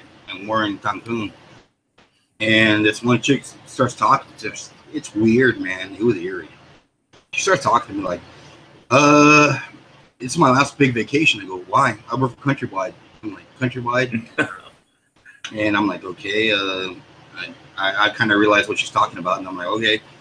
And she's like, yeah, it's my last vacation because the shit's about to hit the fan. I'm like, this is in July of 2007, and I'm like, okay. And I don't know why she this divulged this information to me. I'm like, just listening. We're at a restaurant in the inclusive establishment we were at, and she's like going on and on about how the shit's gonna hit the fan. I'm like, okay, well, okay. I'm not heavily invested in real estate, but you know, I'm on a.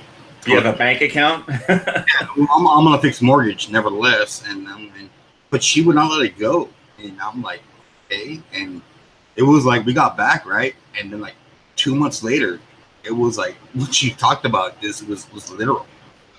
Like wow. It was. She was like everything that she talked about, like the interest rates are going to crash, everything's going to go to hell, the banks aren't going to support the mortgages, and I'm like, okay, why? Again, I was like, I'm on vacation. Why are you telling me this shit? You're wrecking my vacation. Yeah, no. How many? Let's do some tequila shots. I mean, I wasn't invested in the market. Now, mind you, if I was like heavily invested in real estate, I'd be like, well, fuck me, you know. But you know, I only had my house, and I'm like, okay. And dude, she was going on and on and on and on, and it was that bad, yeah. Well, it was just weird that somebody like for whatever reason decided to lean on me like that, and I'm like, okay, sure. Well, you were at a bar and she was unloading, right? Yeah, no, we were at a place you eat in the day, like a restaurant, and okay. She just was going on, and my wife was like oblivious. She just doesn't give a shit. And then I'm listening to her, and I'm like, okay, all right. The stock market's gonna get annihilated, and this and that, and this and this and this and this and this and this and this. And I'm actually listening to her, and I'm like, wow, that's a lot of information. And I'm like, wow, that's horrible. And now I'm gonna grab the beer and forgot about it. Or carpet. I put it away. But I was like, okay, this is weird. And I remember to this day, it was like 4 months later, the shit hit the fan. Right. Okay. Well, I just want to give like a 30-second or 60-second rundown of what happened in 2008, because most people might not know. So what she was talking about happened around September 15th, 2008. One day there on Thursday, there was a run on the banks, an electronic run. People didn't show up at a bank. There was an electronic run. People had just, the housing bubble popped, and everybody with the money market tried to electronically withdraw all their money, such to the point that the Federal Reserve noticed that at 11 a.m. the run had started, and by noon, $550 billion had been just sucked out of the banking system. So they shut it. The minute that the banks took away the gold standard, we all knew we were fucked. Well, yep. But okay, so I'm going to finish this story really quick though before we get onto the gold standard. But so in between 11 a.m. and 12, $550 billion was just sucked out, and the Federal Reserve tried. They started throwing cash at these banks, and they printed up another $105 billion in like an hour, and it didn't stem the tide. It just kept getting faster and faster. So they shut down all the banks, to stop the run. And they put out a notification that says, we're going to guarantee everybody's account up to $250,000 for each account, and to try and stop the fear that was causing the withdrawal. And the Federal Reserve calculated that if they hadn't have done that by 5 p.m. that same day, there would have been $5 trillion withdrawn from the U.S. banking system, and the banking system would have entirely collapsed. You would have woken up in the morning, and there would have been no banking system. And then the very next day, the world banking system would have collapsed. The next day, their banks just would close, and you wouldn't be able to get any money out. You wouldn't be able to borrow any money. There'd just be no banks. And so without any banks, you don't have an economy. There'd still be some banks, man. No, they wouldn't be open. Not to have money. China's banks would. China's got all the gold, mate. Any banks that are still on the gold standard would just be like, they're not on the gold standard. But anyway, let me finish. So they went to Congress, and the next day, the chairman of the federal bank and the Treasury Secretary, and they say we need $700 billion now.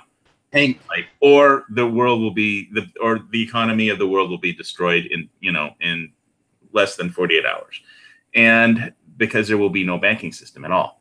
And so they said, okay, and they realized that all these bad loans, these bad real estate loans, when the housing bubble popped, they couldn't afford. I mean, what happened is the UK said the next day said, okay, there's no way we can buy all these bad assets, these bad real estate loans. So instead of that, we're going to buy banking stock. We're going to prop up the banking system. So they bought corporate banking bonds. They bought banking stocks. And yeah, they gave the money to the banks so they would be strong enough so that they could do that, so they could stay in business, basically. And so all that $700 billion went straight to the banks, not to buy back troubled real estate loans. So the loans are still on the books in the forms of derivatives, but nothing was really fixed. The problem was just put off. And now you look at Deutsche Banks and they're still insolvent anyway. And their stock price is as if you look at a chart, it's like straight. It's like they fell off of a cliff. It's steeper than those cliffs on the road in Arizona that I was afraid to go over. And it's like when the bank, so all that was for nothing, because what the bankers did was they created these credit default swaps, CDOs, credit default obligations, where they would take like 9,500 bad real estate loans, package that with 500 loans that people were paying the mortgage on, and then they would do the rating, the credit rating for that financial instrument based on only the good loans. And then they would write derivatives on, what happens if this fails, and because Deutsche Bank, they get paid up front for writing these. So if you can make $2 million for writing this bet that says, okay, these loans will not fail, and so they would take the $2 million up front for writing it, but they have like trillions and trillions in obligations of failed loans that have been, they're zombie loans. And so this is like a zombie bank walking. And, so for like every $100 that's on deposit in a bank, they have like 3 cents. Everybody knows it, but they don't want to talk about it. They're talking about, Samantha Bee or anything else but the fact that the banking system is completely insolvent. So now that the problem's worse and that there's no way to bail out anything, and the world is $1.5 quadrillion in debt, I think you have to be prepared to somehow survive without any economy at all. Going back to the gold standard, it was a it was a Glass-Steagall Act. The Gold Act, yeah. Glass-Steagall Act. They actually reverted the banks to a non-gold standard, to where. Well, what happened was that when Nixon was president, there was a run by foreign countries on the gold reserve. They basically were cashing, when you could cash in a U.S. dollar or for gold, then there was a run on the gold and Nixon realized that if he didn't take us off the gold standard, America wouldn't have any gold left. So he said, okay, we're off the gold standard. And that was when gold was $35 an ounce. on top of that, he really was a great president. So. Nixon? Well, I don't know. He was what he was. No, I'm talking shit. But yeah, the Glass-Steagall Act, if I'm right, is the act that actually took people off the gold standard. Basically, I think the main problem happened when they created the Federal Reserve, basically Federal Reserve Bank. It's the entire name is a lie, right? It's not. It's the federal. The first word, federal. It's not part of the federal government. Politicians have no control over it whatsoever. They have nothing in reserve, and it's not a bank. Yeah. So. What the fuck is the Federal Reserve? It's a pretty intelligent question. They're a design and print company is basically what they are. What was the last? I think I look at fish. was in charge of it. What's his name? Yes, Sophie. I want to ask you, how come Canada has this like colorful monopoly money? I mean, it looks like they have these bright colors. And Canada money, dude. If you don't not careful, you put it in the dryer, it's gonna melt. We're fucked. Okay. Yeah, Canada has big banking problems too. Oh yeah, we have the same ones. We just follow the leader, which is stupid. Like everything the States has done, we've done, and we didn't get smucked in the head right away in 2008, but it came crashing down a couple of years later, and we still haven't recovered. And so I think that the real problem is, yes, it's the banking system, Federal Reserve, the world banks, blah blah blah. But really, we have to take responsibility in our own hands and go back to the times when. Remember when our great grandparents used to stuff their mattresses with money because they didn't trust the banks? Remember that? Yeah, I can't afford a mattress now. Yeah, none of us can, Ron. All right, we're all sleeping on the goddamn. Well, you can build a satchel. You can build a satchel for your money. I'm sleeping on bags of pennies. We don't even have pennies because they don't want us to have copper anymore. They got rid of pennies in Canada. Yeah, and now they're going to get rid of nickels. So I bought a whole bunch of nickels too. So yeah, it's the same way. I think it's the way we look at it, right? We've got to stop being so dependent on this system that is so fucked up. Like really, truly, the whole thing. They should have, like, instead of trying to bail out the banks, they should have just let it fail. Let everybody draw their money out and let it fail. Imagine that. There wasn't any money for anybody to draw. I know, but without a banking system at all, you don't have an economy. So they tried to bail. They tried to fix it without actually dealing with the debt, and they tried to fix it by just buying bank stocks and giving the bankers lots of money and hoping they would figure out how to stay in business. But really, it's like what they did was just give them enough rope to hang themselves, because I know Ron was saying one time he had to use a lot of his silver to bail him out of a financial situation. And life. And I had a big old silver collection, from scrap silver, bars, bullion, jewelry. And we went through some hard times. That's one thing that prepping has really helped me with, is forget about the end of time. Like, let's talk about hard times. Yeah. You know what I mean? Like, let's talk about when, you suddenly have, your kids need fed and you've no money, but you've got 6 months worth of food supplies up in the house and, a couple of $1,000 worth of silver. It really saves your ass. It saved our ass for months and months and months and months and months. So I'm currently sort of rebuilding my stocks and things like that. Somebody that was on this chat is having a little bit of economic problem because her husband is sick, and she's going back. She's going back to her getting food from all of her. She does big food canning, so she's just, instead of going to the grocery store and spending money on food, they're just breaking open their preps, and they've got tons of them. So, and that's where taking responsibility for ourselves, growing our own food, dehydrating, canning, and then getting to know and getting your support network of friends around you, right?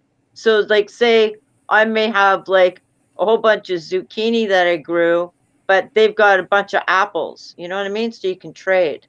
Yeah, well, I'm definitely stockpiling more candy. That's what I'm fucking doing. Candy. Yeah. Well, I wanted to. What my plan was, I even made an offer on a house right up next to the volcano, because it was a nice house. There was a backyard. I could have put some planters in the farming, and then the volcano blows up. Then they turned down the offer because it wasn't full price, and they wanted an as-is clause. So we thought, this isn't gonna work. But it was a really nice. Of course, then the volcano blows up, You'll see the new ad. The new ad will be a house for sale, nice stone features in garden. Yeah. Well, basically, it's somebody else bought it, so about a month after the offer was turned down, and but they wanted an as-is clause, and I was never going to sign an as-is clause. I will never sign an as-is clause. And an as-is clause? That means you accept it as it is, and if there's any problems, you have no legal recourse. So lava running through your living room is part of the as-is clause. Yeah, right? anything is part of the as-is clause. Whatever's wrong with the house, you accept it as is, and so I was just never going to sign that. But as far as I know, right on the very top of the volcano, there have been earthquakes, but it's just been a thin layer of volcanic ash fell down and covered everything. But it's a very thin layer and nothing you can't fix with a broom. But the house is probably still fine. But yeah, it's pretty funny that I was planning on moving out right next to the volcano, and then it blew up after the offer was turned down. So I'm in a condo and I don't really have a gardening space. So, do you have a balcony? I have lanai, but it's way too hot to grow anything. I mean, realistically, and I was in Arizona, so if I did have a garden, like I was just in Arizona for like a month, what would have happened to it? It'd all be dust. But that's not true. You can set up a watering system and you can use shade cloth. Trust me, when there's a will, there's a way, Steve. And I really suggest, or if you don't have a garden, get to know people that do have gardens because they have tons of extra stuff. Like gardeners always grow. Well, the ones that I know always grow too much shit, anyways. And they're like begging people to take it off their hands. My standard, I'm like an Amazon prepper, is with me, I'll like go online and buy like a bunch of number 10 cans of Mountain House and throw them in a pantry, so I have tons of that freeze-dried shit. But the problem with freeze-dried stuff, and same with the, what do you call the army ones? MREs. Is that they have lots of preservatives in them. And the preservatives are, they're great because, they'll keep your food for 25 years. But shelf life is till 2047. Right. But the problem is, though, is that the preservatives are what will kill you. If that's all you're eating, right? But if if you know where your food is coming from and you're dehydrating it yourself and packaging it yourself, because you can get those Mylar bag sealers yourself and make your own. Like I make big pots of chili and whatever. People give me moose meat and whatever, and so I'll make a big batch of chili and whatever, and I'll dehydrate that. Yeah, well, it's been too much trouble for somebody like me, bachelor living. It's just so easy to go on Amazon and click buy and then not worry about it. And Mountain House is one of the better ones because they don't use texturized vegetable protein. They use real freeze-dried meat, Yeah. But it's more expensive, so I have a pretty big stash of it. I have to ask a Canadian friend, chili, and I love chili. Does it have beans? Yep. All right. I make it with two different kinds of beans, and I make it with so that we get different proteins. And I used to use moose meat in mine, or buffalo. If I can get buffalo, I'll use buffalo. So it'll be like half. Sometimes there's a store that I frequent that will have like half buffalo and half beef. So beefalo, which is really, really good too because it's numbered, so you know exactly which cow it comes from and which buffalo it comes from, and it just comes from one animal instead of a whole bunch of animals mixed up. So if there is a problem with that animal being sick or whatever, you can trace it back to the exact animal. See, when I make haggis. When you make haggis. Oh my god. So, Haggis is amazing. Go ahead.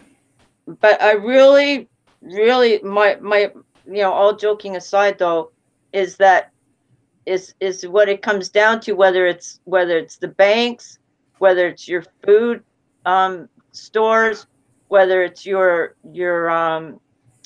water supply, your medicines, whatever it is, don't depend on the next guy to do it for you. Do it yourself, and that way, even if it's not a shit hit the fan situation, even if it's like like you lost your job or you got into an accident or that is a shit hit the fan situation. Exactly. Yeah, that is. And food's only going to get more expensive. Medicine's only going to get more and more expensive and more weird. So and the banks are only going to get more and more fucked up. So really the only people that we have to rely on is ourselves. And the more you make a network of people around you that are of similar mindset, then you can share and you can Yeah, I mean, I've always said that one of the best prep you can have is real friends. Yeah.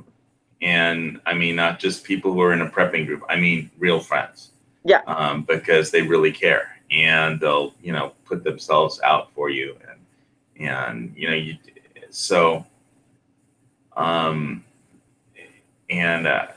as far as how to do that, that's a whole nother thing. But I suppose it's being a good person, being yourself, and being a critical thinker, being good to people, and having it come from your heart. And so it's like, a good friend is like the best prep you can have. And then or a lion, or a lion, cougar, or a ball of yarn, or a bear. Yeah, we'll see how those friends work out when the fucking lion pack arrives. Yeah. Well, I've been watching Naked and Afraid because the XL in Africa one, I'm like, they can't stand each other. Have the problem that they can't do group. None of these people can do group dynamics at all. I've seen the thumbnail on the movie site that I use for a Naked and Afraid XL. What's different from the original Naked and Afraid and the Naked and Afraid XL? 40 days. It's not 21 days. It's 40 days in Africa. Okay. I mean, you could power through 21 days with minimum food, but 40 days, you need protein. I kind of secretly hoped it was really horrendously crippled, obese people, right? Like some poor guy in a rascal just zimming about the Amazon trying to survive for 20 days. But no, so it's just longer. Hey Ron, have you ever seen and there's real predators. Oh yeah? Yeah. Oh yeah, I'm gonna put that on this morning. That's gonna be what I do after this chat. I'll get that on in the workshop while I'm hand stitching. Yes, I don't think a ball of yarn is gonna do it. Waiting on the children and Rachel waking up so that I can start punching holes in leather. Otherwise I get a row, basically. It's too early. Well, you have rabbits that you can eat for prep, so except you love them too much. Anyone that ever wants a decent food prep, go and get yourself 3 male rabbits, 3 female rabbits, and when the time comes, just put them in a cage together. And 1 male rabbit and 1 female rabbit will produce 400 pounds of meat a year. A year, just one of each, 400 pounds of meat a year. And you won't need a lawnmower. You won't need a lawnmower because they'll eat all your grass. Nah, and you'll have endless pairs of pants made out of rabbit skins and hats and all kinds of stuff. Come the apocalypse, you'll just be a big hairy rabbit man. So Ron, I actually tallied up all my silver about a month ago or two, and it was just over 270 ounces. Nice. Yeah. Nice. Do you know one thing I was stuck in my mind, right? Did you ever see the Blackout series? Yeah. Like What's up? it was a TV series about what would happen in the UK and what would happen in America if basically all the power shut off for a week or 2 weeks. I can't remember how long it is. And it's all done like a found footage documentary from people's mobile phones and CCTV. It's really fucking good. It's a really good TV show. And it's like some people, like there was one story that was like really like annoying. That's annoying how dumb people are. It's like they only had an electric can opener, and they had canned food, and they didn't know how to open it. And so the guy tries to open it with a knife, and he stabs himself. And then he has to try and get to a hospital, and it's like, how stupid can you be? You got to remember I remember that scene, but they were like people that lived on like the 45th floor, like Instagram young couple. Do you know what I mean? Like they were like the kind of high society people. I've seen that. Yeah. You know what I mean? So yeah, totally, man. It blows my mind. It's going to use this knife to open this can. Really, really good idea, dumbass. Really good idea. But it's true though, Ron. Yeah, like man. it's there are really stupid people out there, and for my entertainment, the last couple of weeks, I've been tuning into the Tweaker Cam in Everett, Washington. Tweaker Cam? Yeah. Nothing will prepare you for real life. Tweakers. I am not kidding. I'm fucking Googling this right now. Yeah, Tweaker Cam, Everett, Washington. Just Everett, EVERETT. Oh my god, I've literally found it. Yeah. Live Tweaker Cam from Everett, Washington. I'm not shit. Wow. You will laugh your skull off. Wow. But see, this is like Edinburgh during the fucking Edinburgh Festival. This gives you an overall view of what could happen to you in the event that we have a power down grid or whatever. Every tweaker and their tweaking cat will be at your door. This is just another classic example of America showing its youthfulness. Scotland's had people addicted to heroin and all kinds of shit since the dawn of time. We know how to deal with them all, man. We've got special areas that we just shove them all into and put a fence around them. Like we've got this shit tied down, man. They will climb the fence. The biggest, nah. Yeah. When we build fences, we build proper fences. Like, speaking of power outages, we build fences like the Israelis build fences. You know. Speaking of fences at work. Well, Speaking of power outage scenarios, with the volcano running down, the lava running down. Harry Reid, when this last Democrat Speaker of the House, they're all into this alternate energy. So the government kind of subsidized a thermal energy plant over near Kapoho, and the lava ran it over and it blew up. Right. Yeah, so there's a few $1 million of government money down the drain. But I always wonder, what would happen, okay, if say the can opening couple there are trying to get some food.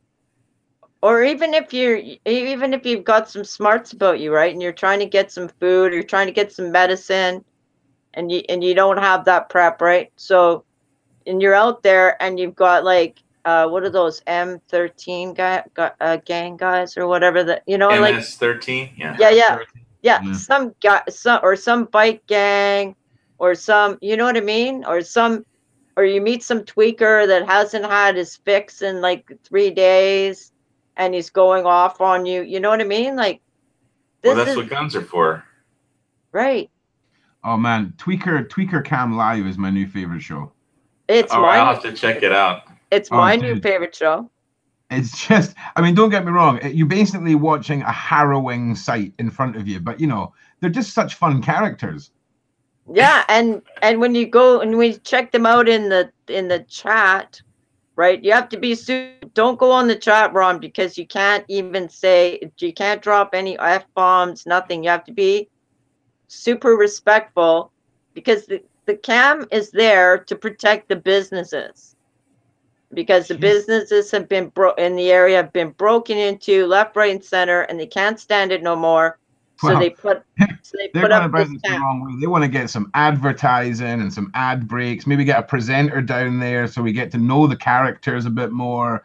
Like I want to get involved in these tweakers' lives. I want to know what crazy looking They have redhead church- war tweaker. They have church groups that go down there. Doesn't And- Scotland have its own tweakers? What do you? Oh man, we invented tweakers, dude. I was gonna say, We invented tweakers. We had to go to America to found another country just to move some tweakers out. what is it? The word Egypt? Egypt. No, Egypt's like if somebody's stupid, you would call them an Egypt. So Yeah, but- Egypt covers a lot of spectrums. It's not necessarily to do with drug addiction. Like you could say that your child, you know, is acting stupid and he's acting like an Egypt, and it would be an acceptable term. Nobody would be like, "Whoa, what are you saying?" It's pretty insulting from what I understand. Egypt? Nah, that's all right. It's not too bad. Yeah, Maybe this somebody had a really bad experience where they were bullied and constantly called an Egypt or something, but nah, Egypt's, or maybe it is, and I don't know. But as far as I hope not, because I've called a lot of people Egypts. I think the Irish hold in a deeper regard. Yeah, maybe. Oh my God, that's a man. I just thought that was a pile of garbage, but a man just sat up and was being stuck. Holy shit. You mistook a pile of garbage for a man. I take it this camera isn't high resolution or anything. Oh no, Yeah, it it's is. fucking pretty high res. It's just It is. it just looked like somebody had piled up maybe 3 or 4 sleeping bags and then a crate of junk. And it wasn't. It was just a man lying under a whole pile of rags. Wow. But I thought you used to do that as outside of bars when you got drunk. Yeah, that's just called queuing. Let me we did- ask you this, Ron. So what is the ultimate insult in the Scottish dialect? Oh, Englishman. Englishman.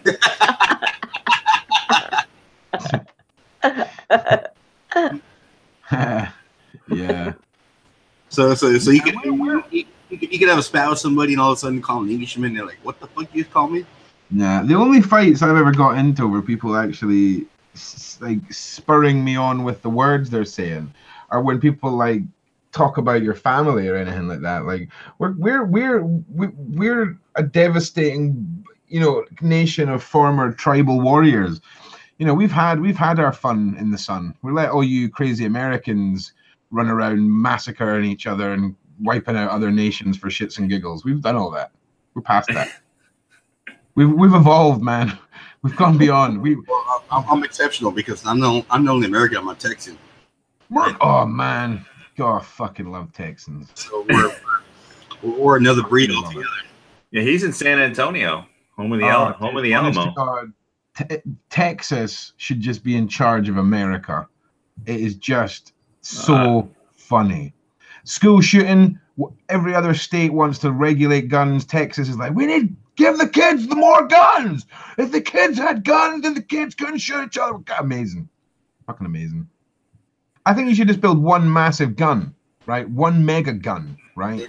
In Texas, but like the whole state needs to get together just to wheel the bullet, just to roll the bullet into this fucking gun. Yeah, please shoot California. Oh, California, Lord. Listen, you won't be saying that when you see the tax revenue generated out of California from the weed sales. You won't be blowing up California then, motherfucker. You'll be like, And thanks for subsidizing most of the country. the next video I will post will be like the picture of everybody from California that was on the highway traffic jam fleeing to Arizona. Oh, shit. I just stuck the video out the camera out the window of the Jeep Cherokee. This is a the road and traffic jam because the mass evacuations from California have begun.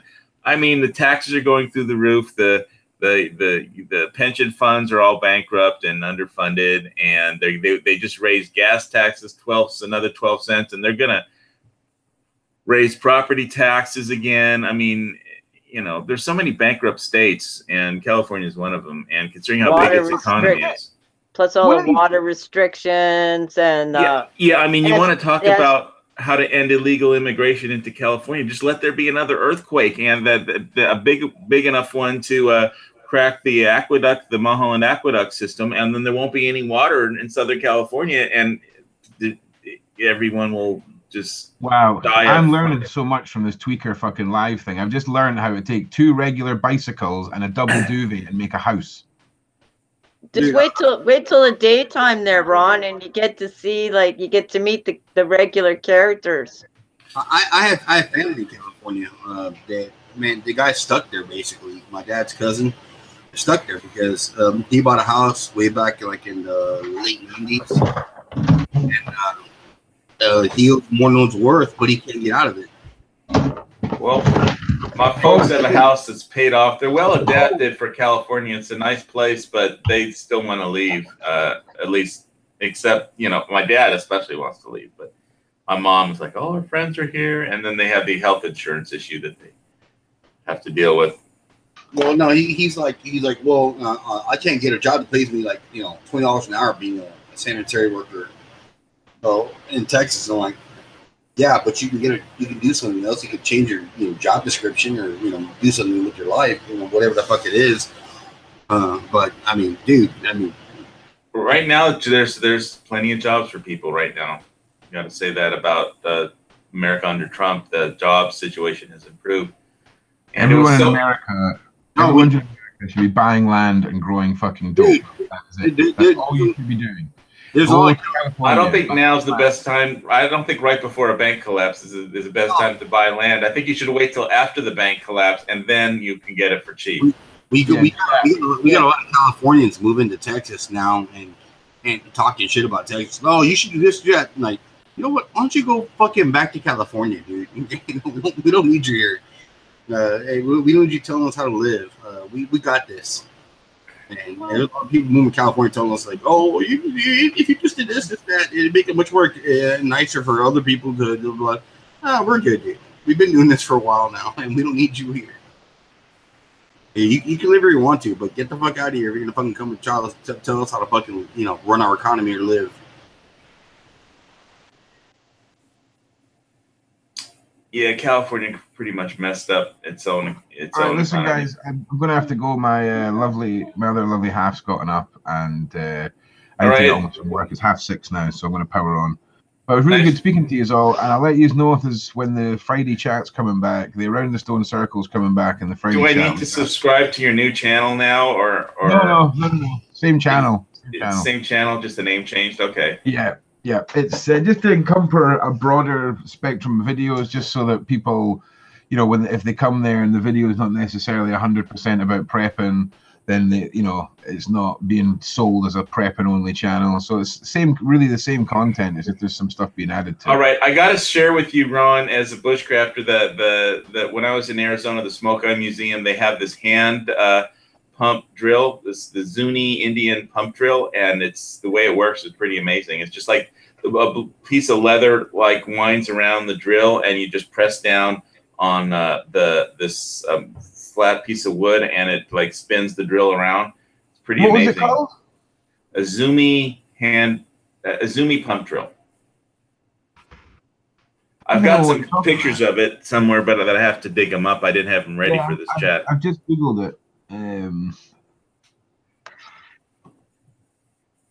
Here we go. Oh yeah, I know the one you mean. Yeah, really clever, right? It's amazing how these people figure all this stuff out. If I was born 25,000-30,000 years ago, nobody would have evolved from me. I would have been dead in a cave after weeks. Dead in a cave, still trying to figure out fire. Yeah, I mean it's like a hand-powered cordless screwdriver, and it's the first power drill. Yeah, and it's just like piece of leather twisted a piece of wood around, and it was like, wow. And I was just going through an Indian museum, the Smoke Eye Museum, and they had some of these, so I tried them out, and it's like, hey, bushcraft score. Anyway, good night, good best. I hope to your rabbits and your family all survive. Yeah, man. Thanks, brother. Nice to see you guys. Nice to see you, Soph, and I will see you all soon. Cheers, guys. Cheers, Ron. Aloha. Aloha. Okay.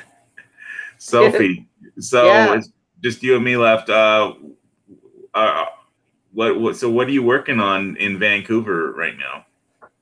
Well, Vancouver's a big city on the mainland, so that's what Vancouver Island. Yeah. Well, now that you know it's the nicer weather's here, so a lot of people think Canada's cold, whatever, but where I live, it's very much like England. It's a mild, temperate climate here, so we hardly ever get snow, and if we do, it's just a little bit and it melts right away. It's not, you know what I mean? We don't get like really cold temperatures here. Not lately, because we're kind of in a grand solar minimum. I've talked about on a couple of my chats. Yeah. And Yeah. and it's still been warm where you're at. Yeah. And Wow. well, it was a little bit colder this winter, and same with last winter. I noticed a difference, and then I had to wait. I had to wait a little bit before I started planting my direct sowing, directly putting seeds in the ground. Like for me, because there's a lot of bears and cougars and whatever, deer. You have to be careful what you plant, so you don't plant anything that tracks them, right? Well, I have a big huge deck, and so I have the deck all chicken wired off. I have it all fenced off. Well, that's not going to stop a bear if they smell something good. Well, what's that noise? That's me trying to move my laptop around because it's like sliding off its stand. Oh. Yeah, you don't want that, Steve. You don't want your computer. You don't want to lose that. All right, I think I got it stabilized now. Sorry about the noise. No problemo.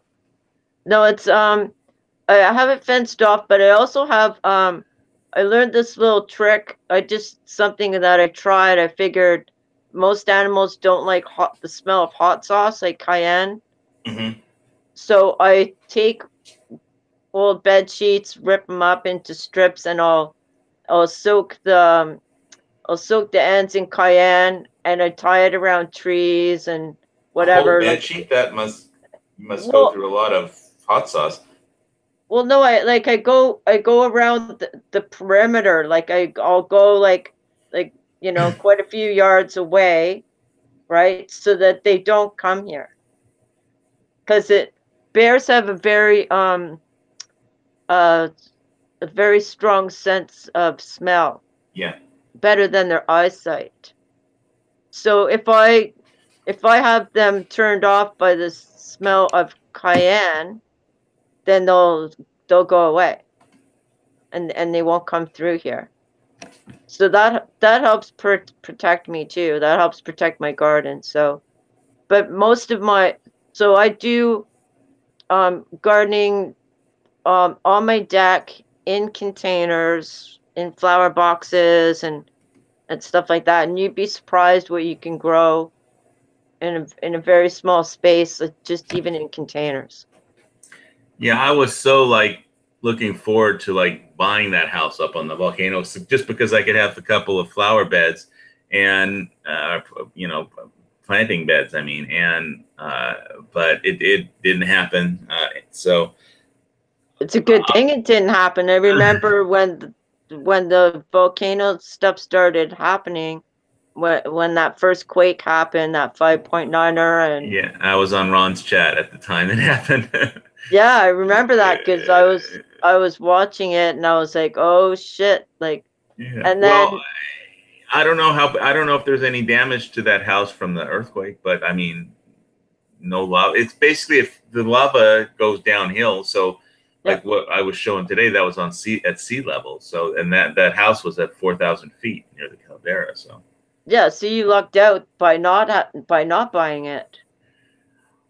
I'm not sure about that yet, but yeah, I'm sure that it'll have an effect on real estate prices. But I mean, the house is still there as far as I know.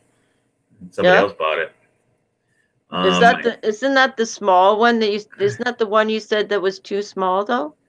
No, that was a different one. That one is the house that was too small that I screen shared, I think on Ron's chat or something. That was the one that was right up against the forest preserve, and so that what was cool about that house, I could just disappear into the jungle and become invisible. Right. If they, sorry, if they want to come, if they pass some law that says everybody has to turn in their guns, and if you don't, you're a criminal or something. And so it'd be impossible for them to actually see anybody that was hiding out of the jungle there, because it's just the foliage just like so damn dense. He told me something. What happened with that? I heard one of my friends said that there was somebody on the news in Hawaii on the Big Island who tried defending his land with a gun. Did you hear that one? And yeah, so, there's some video on the internet of some people in Leilani, and one guy pointed a gun at a lady, and they're both yelling at each other because their houses had just like burned down or were about to be overrun by lava. And so they're both like totally stressed out of their mind because their only, you know, place that they live that they have is just about to be destroyed. And they're just yelling at it, screaming at each other. And one guy pulls out a gun. So it's a viral video, basically. Okay. I was just wondering if it was one of those like where he was told to evacuate, but he didn't want to type deal. Well, you know, the evacuation order for Leilani is, I mean, it's just only a few houses were really, only a part of the subdivision was affected. It wasn't the whole subdivision that was evacuated because only a certain section of it was directly affected by the lava. I mean, everybody in the subdivision, I think, would be affected by the sulfur dioxide, you know, emissions. It smells like rotten eggs, basically. Yeah. So that would be something that, you know, that's like my prep was if I was going to live anywhere near that. I mean, I live in a volcano. I have a gas mask with filters. So, but most people don't. Is that the northern? Is that the northern part of the island or something? The eastern part, eastern tip. But isn't the eastern part where the East Rift Zone is? Yeah, the Eastern Rift Zone is in the eastern part of the island, right? Yeah. So the north part of the island is a completely different part. That's like different extinct volcanoes up there. okay, those ones are extinct though. They've been dormant for over 1 million years. Like Kona has been dormant for over 1 million years. At one point, it was an active volcano, but not in like over 1 million years. So Kona's pretty safe from volcano unless Mauna Loa were to have a big eruption, which is southwest of Kilauea. And Mauna Loa's been getting hit with some pretty big earthquakes lately. I don't know. I know Kilauea. I think they're all in Kilauea. Is what I understanding.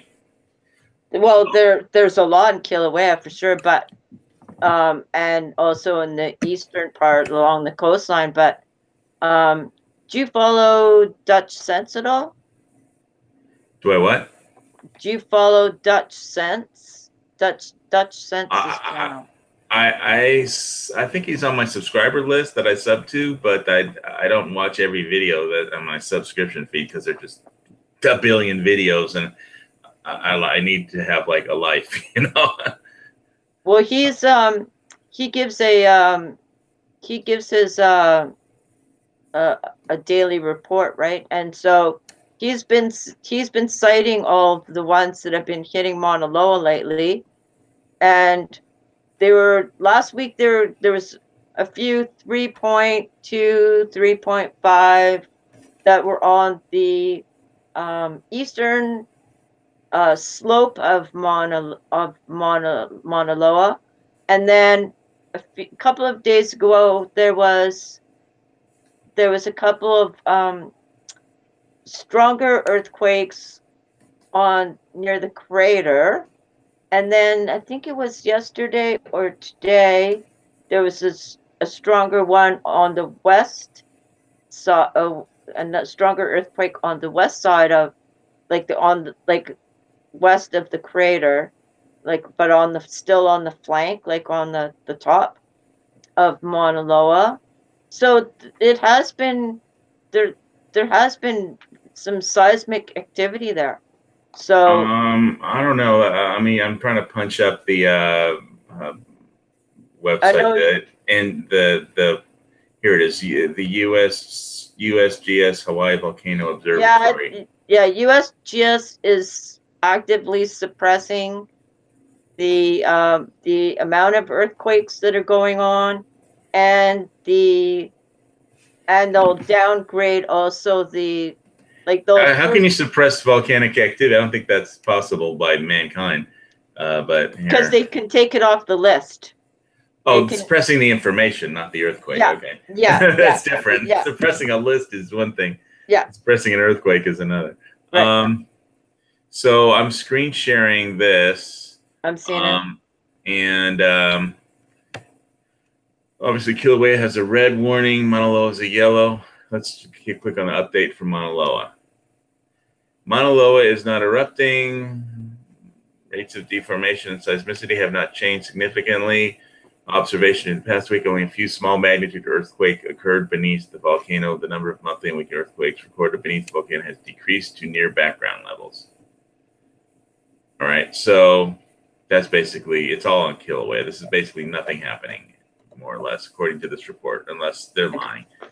Yeah, they're lying because it's not beneath the volcano, and they've also shut down. There used to be a really cool observatory. There was like a Canada, France, Hawaii observatory camp that used to be up on Mauna Loa up until just a few days ago, and I used to watch it all the time because it was really cool to see the night sky from there. And the house that I made an offer on was like actually in between. It like you could see both the peak of Mauna Loa and Kilauea from the house. Let me screen share the house actually really quick because I bookmarked it because it's still listed on the multiple listing services. This is show you a picture of the house I made an offer on. It didn't go through, and somebody else bought it because I didn't offer full price. But this is it. Can you see this? Yes, it's nice. Yeah, that's like a cherry blossom tree out front too. Wow. And so it doesn't bear fruit, but it just has the blossoms. So once a year, it's like, the Japanese thing. And so this was it. I kind of wish the deal still went through, but because it was such a nice house, and it just, if all that happened to it was a coat of volcanic ash, I mean, who cares, right? But as long as the earthquake didn't damage it. But it had a big garage. There was a crack in the concrete in the garage, so I imagine that's bigger now. But let me check out the inside. Check out this huge kitchen. Yeah. Nice. I love vaulted ceilings too. And look how big the kitchen was. Wow. And that fireplace that was a propane powered fireplace. Nice. And it's like the front door is down here. You walk up to the living room and the kitchen. And cool. But again, it wasn't a full price offer. They wanted an asset clause, and so it had a dishwasher. I haven't had a dishwasher in like over 2 decades. So yeah, that would come in handy, a dishwasher. But this nice. was I was like so ready to move in, and look at all the closet space. Look at all the a nice bathroom too. And that's like one of the bedrooms. It's another one of the bedrooms. I like this bathroom. Beauty. But that's the nice back patio. That's the back door to the backyard, and it had a septic tank, which is a whole nother thing. Septic system. So they had passed some new law in Hawaii where you have any house that's upgraded, or you have to buy or put in a septic system, and it's a real pain in the ass to try and put in a septic system. It costs like $20,000 or something, and you've got to get engineering surveys, geology surveys, and planning department approval, and most of the places built have cesspools, and which they're trying to get rid of. So they passed a law against them anyway. So, but this is where it was. So like here's the house right here where this red thing is, and Yeah. here's the volcano right Wow. right here. Wow. And the caldera looks different now. Probably. Or the Well, crater, not the caldera, but the crater looks different now.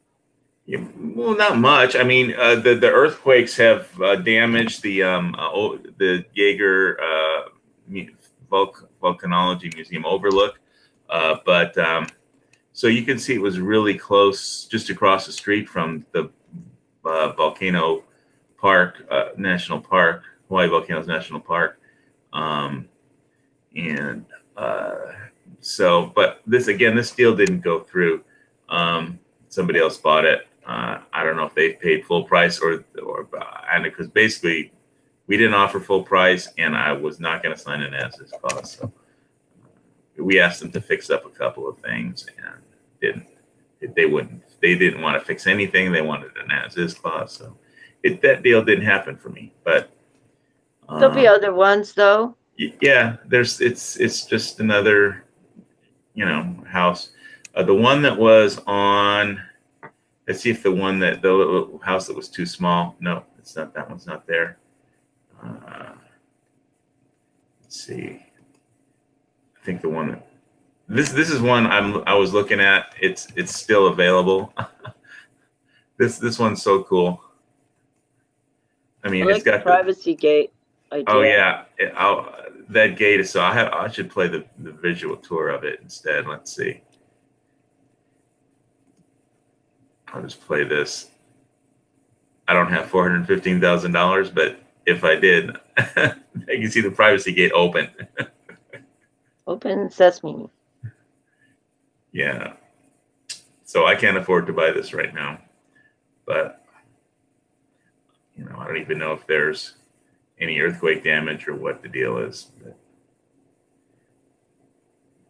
I was like, this place would be cool, and then I had to leave the island anyway because I was going to be on the mainland for a month or so. But it looks great. Of course, it's also right near the volcano caldera. Again, all the lava is flowing down slope, lower elevations. Yeah, and I guess it depends on which part of the slope you're on. Well, it depends how far down elevation you are. This is like near the top of the volcano, so it's a very pretty place. I could get used to living there. Yeah. But, I don't know what shape it's in after the volcanic explosion. I haven't been up to Volcano since I haven't driven up there. I've only been back on the island for a couple of days, but I would get rid of those African trees, though. Those Ibiza or whatever they're called. Albazia, yeah. Well, yeah, I would get rid of those because I heard they're notorious for dropping branches and falling down and whatnot. Yeah, the Albazia trees, they're invasive species because it's like when like there's a hurricane, the branches aren't they're too thin. They can't weather a strong wind. So yeah, they fall down and take out power lines, land on cars, and they're responsible for a great deal of mayhem. But they're an invasive species kind of deal. But anyway, like I said, it's not this house probably isn't going to happen because right now I don't have that kind of money. Unless cryptocurrencies take a moonshot, I'm stuck in my little old condo. I'll have to get by. Do you not think that crypto is going to get treated just like regular money does by banks? Like, you don't think that banks are going to try and take over crypto? And there are some banker coins that they and they are trying to. It's just harder for them to do it, but they've been doing it. I mean, like with future contracts for Bitcoin on the CME, but it's I can't predict what's going to happen. I know there's the bank people are going to try and manipulate the hell out of everything. They have some banker coins like Ripple, right. And but I just collect I'm hoarding a small stash of cryptos, but I just stick to the main coins. I don't do any weird coins or just the bigger market capitalization cryptocurrencies like Bitcoin, Dash, Litecoin, Bitcoin Cash. So you're into keeping it diverse and not just sticking to that one thing, because I think you have the right idea. It's like with any portfolio, you should diversify, and so that if one thing does take a hit, you still have backup. Yeah, and it's like not just cryptos. I kind of approach prepping and everything that way. I don't just do guns and ammo. I mean, I like playing with guns and ammo, and I try to take it seriously a lot of the time. But yeah, so it's like I've got precious metal stash. I've got a crypto stash. I've got a lot of freeze dried Mountain House food stashed away, and but like a 25-pound bag of rice and. All kinds of water preps. I mean, I haven't done a video yet of my new water distillation, countertop water distillation. It's an H2O Labs 1 gallon water distiller, and stainless steel. So I can, like, as long as I have power, and I don't need much power. As long as I have power, I can distill water. So I mean, and that's pretty much about the purest water you can get. So it is the purest water you can get is distilled. Yeah, it just doesn't. You just have to add minerals to your diet because there aren't any minerals in it, is all. Right, but if you eat the right foods, you'll get minerals anyways. So, and if you take a good supplement, what about medicines? Do you do anything in that? Well, some of my medicines for my blood pressure, and I buy those with cash instead of going through the insurance, because the insurance doesn't pay for more than 30 days.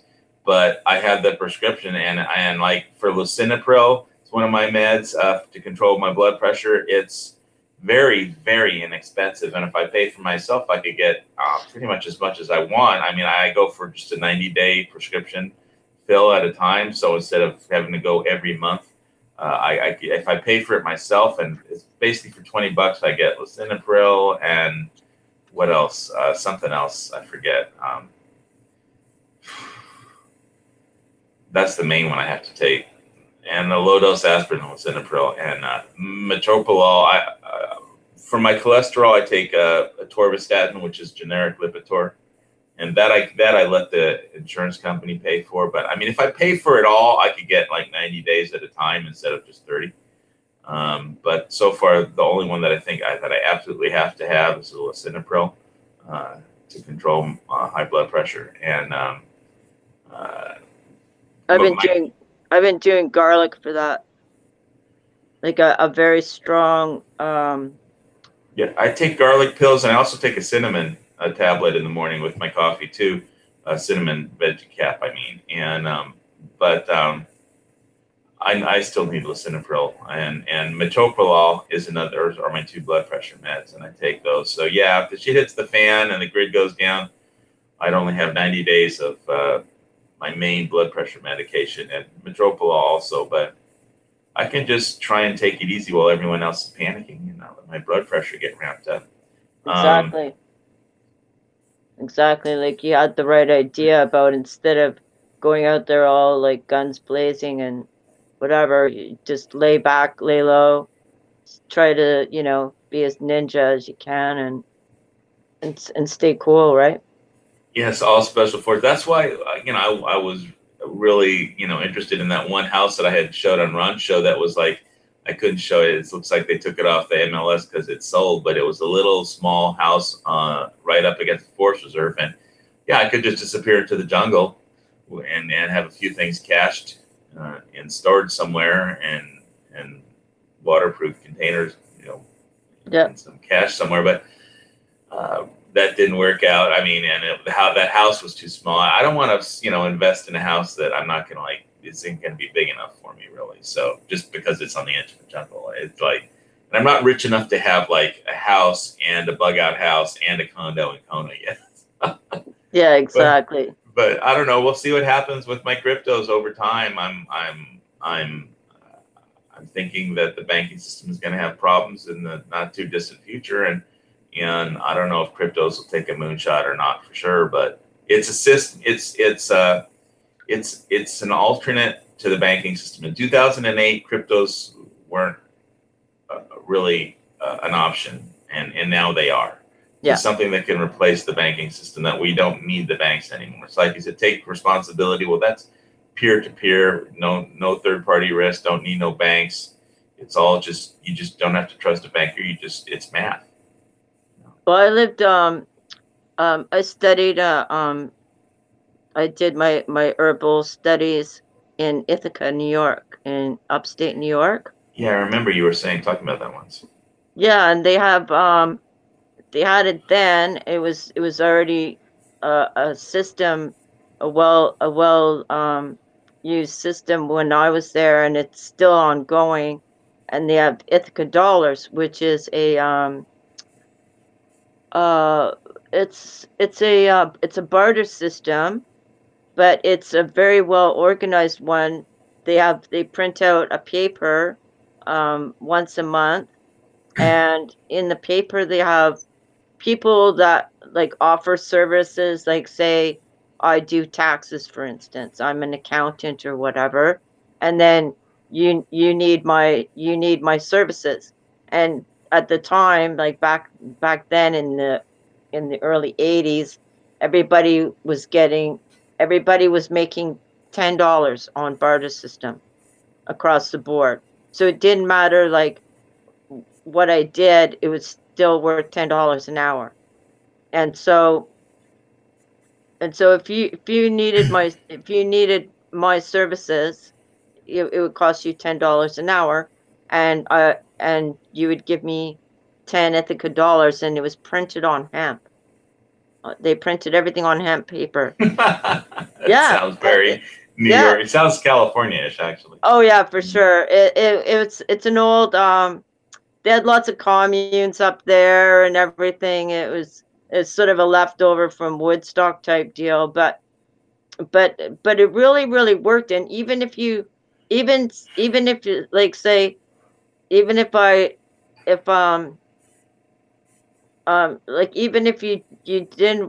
you wanted to use your money, say at a movie theater, there was a record store that took Ithaca dollars. There was a movie theater, a bunch of restaurants. So the thing that about with where cryptocurrency is right now is that most people that have cryptocurrency are just hodling it. They hold on for dear life. They don't want to use it as a currency. They want to hold on to it. So because everybody thinks they're going to get rich. And I don't know if that's going to happen or not. But what it is a prices could go up a bit, but if that happens, it's quite possible that fiat currency will become irrelevant, and it'll just be a question of how much cryptos do, things that you need cost, like a food or a car or a house or something. And I know I had a point when I started talking, but then I stood up and I forgot what it was. Probably about barter system and hanging on to stuff. Yeah, and just right now people are holding on to their cryptos and they don't want to use them. They don't want to sell them. So that's part of the problem with Bitcoin. The people that have most of it, the reason the transaction costs are so high and the transaction times are so slow is because people don't want to. There's a limited supply. People can't buy it. It's hard to buy, it's just that people are hanging on to it. They don't want to sell it. Right. So, I mean, that's why it might shoot up in price if there's a banking crisis, because if everybody all of a sudden needs an alternate system and everybody's hanging on to it instead of using it or selling it, then so it'll be supply and demand. But right now they can still manipulate the price because it's futures contracts are traded on the CME. So it's similar, and all the exchanges are it's the same problem with the all the stockbroker exchanges have, and every brokerage is that it's a pool. So if you go onto an exchange and try and buy some cryptos, like if you keep it on the exchange, you don't really have control over your cryptos. It's just in a pool. And if like there's supposed to be 1 million Bitcoin on one exchange that are in people's accounts, they probably only have like 100,000 if you're lucky. And so if everybody tries to take out the cryptos at once, they haven't got them. Yeah. And so. Yeah, being like a run on the bank and the same deal.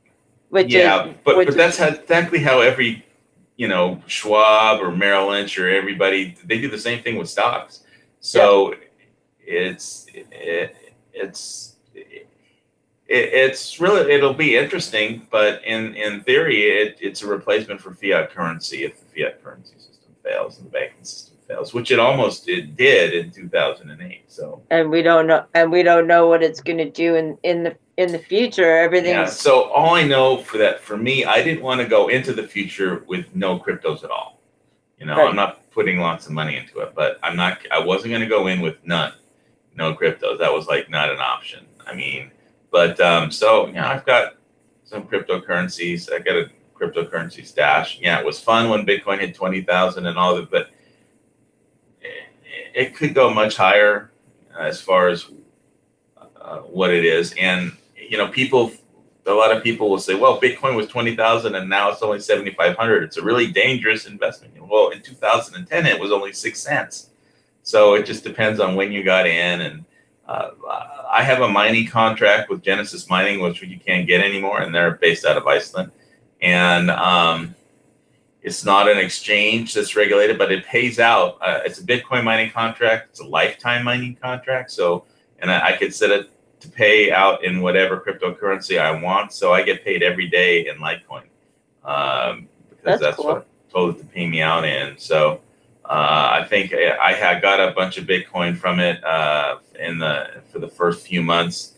It was paying out in Bitcoin, and then I switched it to Litecoin because I think that's a more likely current. It's a more the transaction fees are like almost nothing, and it's transaction times are almost instant.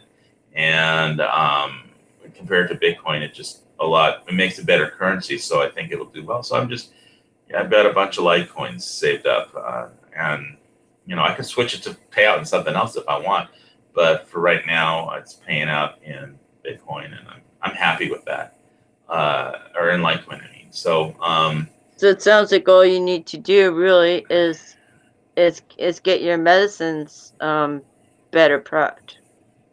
Well, I would like to move. I didn't want to spend. I was really looking at moving on to the volcano because someplace where I had some land that I could grow something. And then the volcano blew up, and that kind of changed some calculations. But that's kind of a good thing because now you can see where now you can see where you want to be and where you don't want to be. Yeah, and it's difficult because my folks still live in California and they want to move to Arizona. And I liked Arizona, but I like the gun laws there and the taxes are less. But it's like I still kind of like Hawaii a lot. It just not that I like the gun laws in Hawaii, but I like the weather. I like that Hawaii has a lot of advantages as a prepper, especially if you can have some land somewhere where you can grow stuff. But one advantage is it's not on the mainland, and so we may have an active volcano here, but we don't have the Yellowstone super volcano. If that thing goes, then living on the mainland will suck. And also it's not a nuclear target. The Big Island isn't like in the nuclear crosshairs of anybody because there's nothing here. It's like an island in the middle of nowhere. Maybe Pearl Harbor or Oahu might be a target, but that's like way the hell. We're hell and gone from Pearl Harbor on the Big Island. So I don't think nuclear is much as a threat as it used to be, back in the day when when it, they're making movies and whatnot about it, and during the Cold War, whatnot. Well, I don't know. The technology can get out. Terrorists can get their hands on it. If Trump doesn't deal with North Korea, I mean, I hope he puts an end to the nuclear threat. Because it's not just the problem with North Korea having nukes is that it's proliferation to, if Iran gets it or some very, very wealthy terrorist funds nuclear weapons for a terrorist organization, then they could just nuke anything. I mean, they don't need a missile. They could just send it in a package or deliver it on a boat, that nobody sees coming. And so, but I think we're always going to have that kind of risk. You know what I mean? Like, right. But I just felt like the Big Island isn't a target. Right. There's no strategic assets. There's no economic targets. No strategic targets. It's just a volcano on an island, and it's the farthest landmass from anything. So it's like the least likely to be targeted by anything. I mean, if the volcano blows up, it blows up. But other than that, if you're prepared, there's just a lot of good things about it. The bad things are my folks are getting elderly and they might need me. And I mean, if they need me, I'll just drop everything and go, even though I might argue with my dad about driving over near a cliff. I mean, it's like, I would go there if he just needed somebody to tie his shoes for him or something, I'd go. But if they need somebody to do the shopping and do the chores because they're just too old to do it, then, I'll go. Yeah. Arizona's not too bad. I mean, if there's well, I like Whiskey Row. I could, but if there's like a pole shift or whatever, like, I mean, we are entering a grand solar minimum, right? So if there is pole shift, Arizona's in a good strategic place. I didn't think about that for a pole shift. I mean, it is though, because you're away from the equator, and it's kind of close to the Grand Canyon though, and it's too close to the Yellowstone supervolcano for my comfort. But I mean, like I said, I like the low taxes and the gun laws. Yeah. The lack of humidity. I mean, the super low humidity up there. I mean, that will wear you down. I mean, it's very dry up there in Prescott. I'm not used to that either, because I'm like you. I'm on an island, and so I'm used to a lot of the. I'm used to the. Do you have trade winds? Yeah. Well, we have the what do you call it? The the wind that always comes through. Yeah, it's a trade wind that comes off the Pacific, and so I'm used to that, and it is a temperate rainforest because we have a lot of really tall trees. Cloud rainforest. Well, no, not cloud rainforest, but it does hold a lot of the moisture down. So we have a lot of moss and ferns and whatnot. So it's a temperate rainforest. It's not as hot as like where you are, but it's still really beautiful, and it's I wouldn't be like, I've been to Arizona, been to California, been to Nevada. I've traveled quite a bit through the states, so in my youth. So I'm not a desert rat for sure. I'm not used to like that dry heat and 100-degree temperatures and whatnot. I'm not used to that. Yeah, I wouldn't mind if it was hot, but it was still moist and there was still trade winds. That would make it a lot easier. Yeah, Prescott, when it's 100 degrees in Phoenix, it's like 70 in Prescott. But yeah, I like Hawaii. Is like, to me, it's like, because the government kind of is all it's a deep blue state, lots of Democrats, terrible gun laws, and too high taxes. It's like it's such a beautiful place, though. You know, when you come visit it, it's like dating a pretty girl that you know the relationship can't possibly work out, but you just can't kick her out of bed, you know. And How long have you been there? oh, it's getting near 20 years. And what made you decide to move to Hawaii? Well, I was working on a film and a D movie, and everybody was being a dickhead on it. So I was like, you know what? I'm just going to leave for Hawaii. Screw this film. And that's why I took a backroads bicycle trip around the Big Island, where I just bicycled all the way around it. And the last night was at the Ritz-Carlton Maunalani Hotel. And now I think it's called the Fairmont Orchid. But it was like I died and went to heaven. And of course, living here isn't the same as being here on vacation and Right. like bicycling around the island with van support and staying in hotels and all. But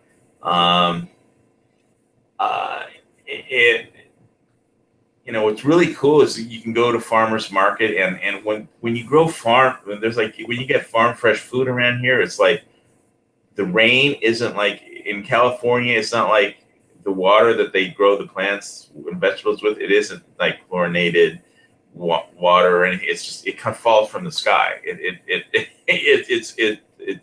gets, you know, the winds blow in, the clouds, the moisture blows in from the ocean onto the island. It dumps a ton of rain, and so all the food is like, you know, it's grown on rainwater that's like as fresh as it can possibly. So all the food tastes great that's grown here.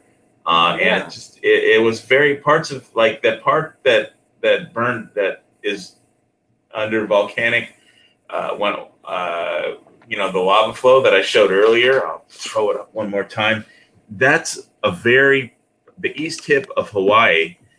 It's like a jungle on the edge of the world, and it's very pristine. And it wasn't just, it was perfect weather because of how the rain it would rain in the morning, and then the clouds would blow up the mountain and get stuck like at 3,000 feet or whatever. But it was sunny all day, but it was like perfect weather, and it was so pristine.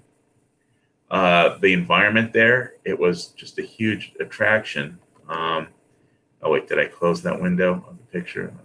I gotta go find the picture. It sounds like the same reason why I moved here. Only I have, you know, I have tsunamis to worry about. So. Well, we get tsunami alerts here once in a while too, but I think it would have to be a big earthquake. You know, because the thing with tsunamis is it really depends on the angle of the wave versus the features of the underwater shoreline. You know, as to if it will actually do anything. I'm on the Juan de Fuca plate, and it's what you call it's a super I forget the name of it, but it's where the Pacific plate goes under the subversion zone, or subsidence. Yeah, one of those subversion plates, where, where it's like, okay, you're fucked if there's, you know. So can you see this picture? Yeah, I can. Yeah. So yeah, my house used to be like. Can you see my mouse moving? Yeah. Okay, it's slightly off screen and about a mile in this direction where the mouse is, and I used to walk all through where this lava field used to be. It used to be red dirt roads through just very, invasive strawberry guava patches. It smelled great, but and it's beautiful. Yeah, but obviously this whole area has just got wiped out by live lava flow. Is that the newest one? Where is that the newest? That's from June 3rd. This picture is June 3rd. Okay, so that's the new subdivision that it's going through, right?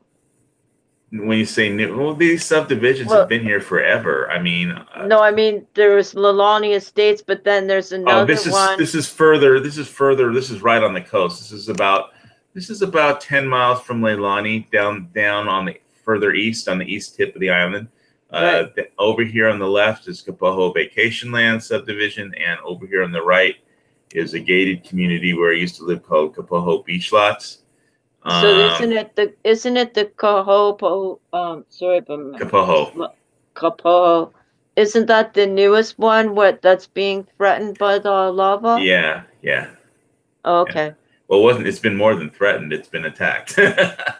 It's been cut off too. The roads are. You can't get on. The roads are just overrun by the lava too. Yeah, that's the other problem too, is road access. Because even if it didn't go into the homes, just merely the lava going across the roads and breaking up the roads, that in itself would be a hassle. Yeah, I mean, also, asphalt and lava don't make a very toxic haze. Yeah. So, but eventually, after the volcanic activity ceases, whenever that is, and it could be months, but when eventually it'll stop for a while, and the lava will cool, and then they can the government can rebuild the road out there and get a few D9s and hopefully not spend too much money, but rebuild the highway so people can have for the homes that survive, they can have access, because right now Government Beach Road is shut. The Red Road also was cut, and the Kapoho Road past Lava Tree Park was also overrun at four corners. There's four corners where all these roads intersect, and that was overrun. And so, there's no vehicle access anymore. The only way to get in and out of there is with a helicopter or a boat. And hiking, I don't think you can hike through that. So too much bad gases. Yeah, and even being near the water, the gases are really bad. Well, if you're anywhere near where the lava's going in, yeah. And that's just a huge amount of lava flowing into the water, just judging by the steam. Yeah, sure is. But I've been actively I was watching a live stream for the past month from somebody's balcony, I guess. Yeah, Honolulu Civil Beat channel had it. Yeah, that's the one I was following, and so I've been following that for the last month up until they couldn't stream anymore, and then watching the Paradise helicopters and just watching all the different rifts that were opening up.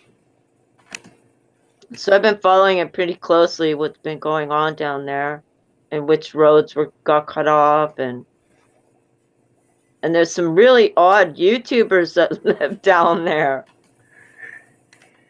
You got what is it, Third Phase from the Moon or something?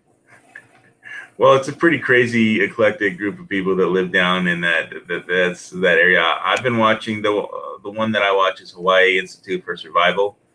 He has some videos, but it's like, I'm like, dude, why are you showing me what flashlight you're using or what knife, doing a knife? I mean, the whole neighborhood's burning down. Don't you have a gas mask prep or something? Yeah, exactly. It's like I don't need to see a knife review from somebody in Leilani right now. But, that's hilarious. Yeah, but it's his channel. He can do what he wants. But he just showed some of the cracks, and through he walking through his neighborhood, some of the cracks and through the pavement. Anyway, so we can hang out in the after chat for a while. I'm gonna end this chat. Thanks for tuning in. If you watched it later on YouTube, give us a thumbs up and keep on prepping. And the Lock and Load. This has been the Lock and Load Show on gunchannels.com/HVS and on Hawaii Volcano Squad on YouTube. And we'll try and make it back next Monday night too. Thank you for tuning in. Aloha.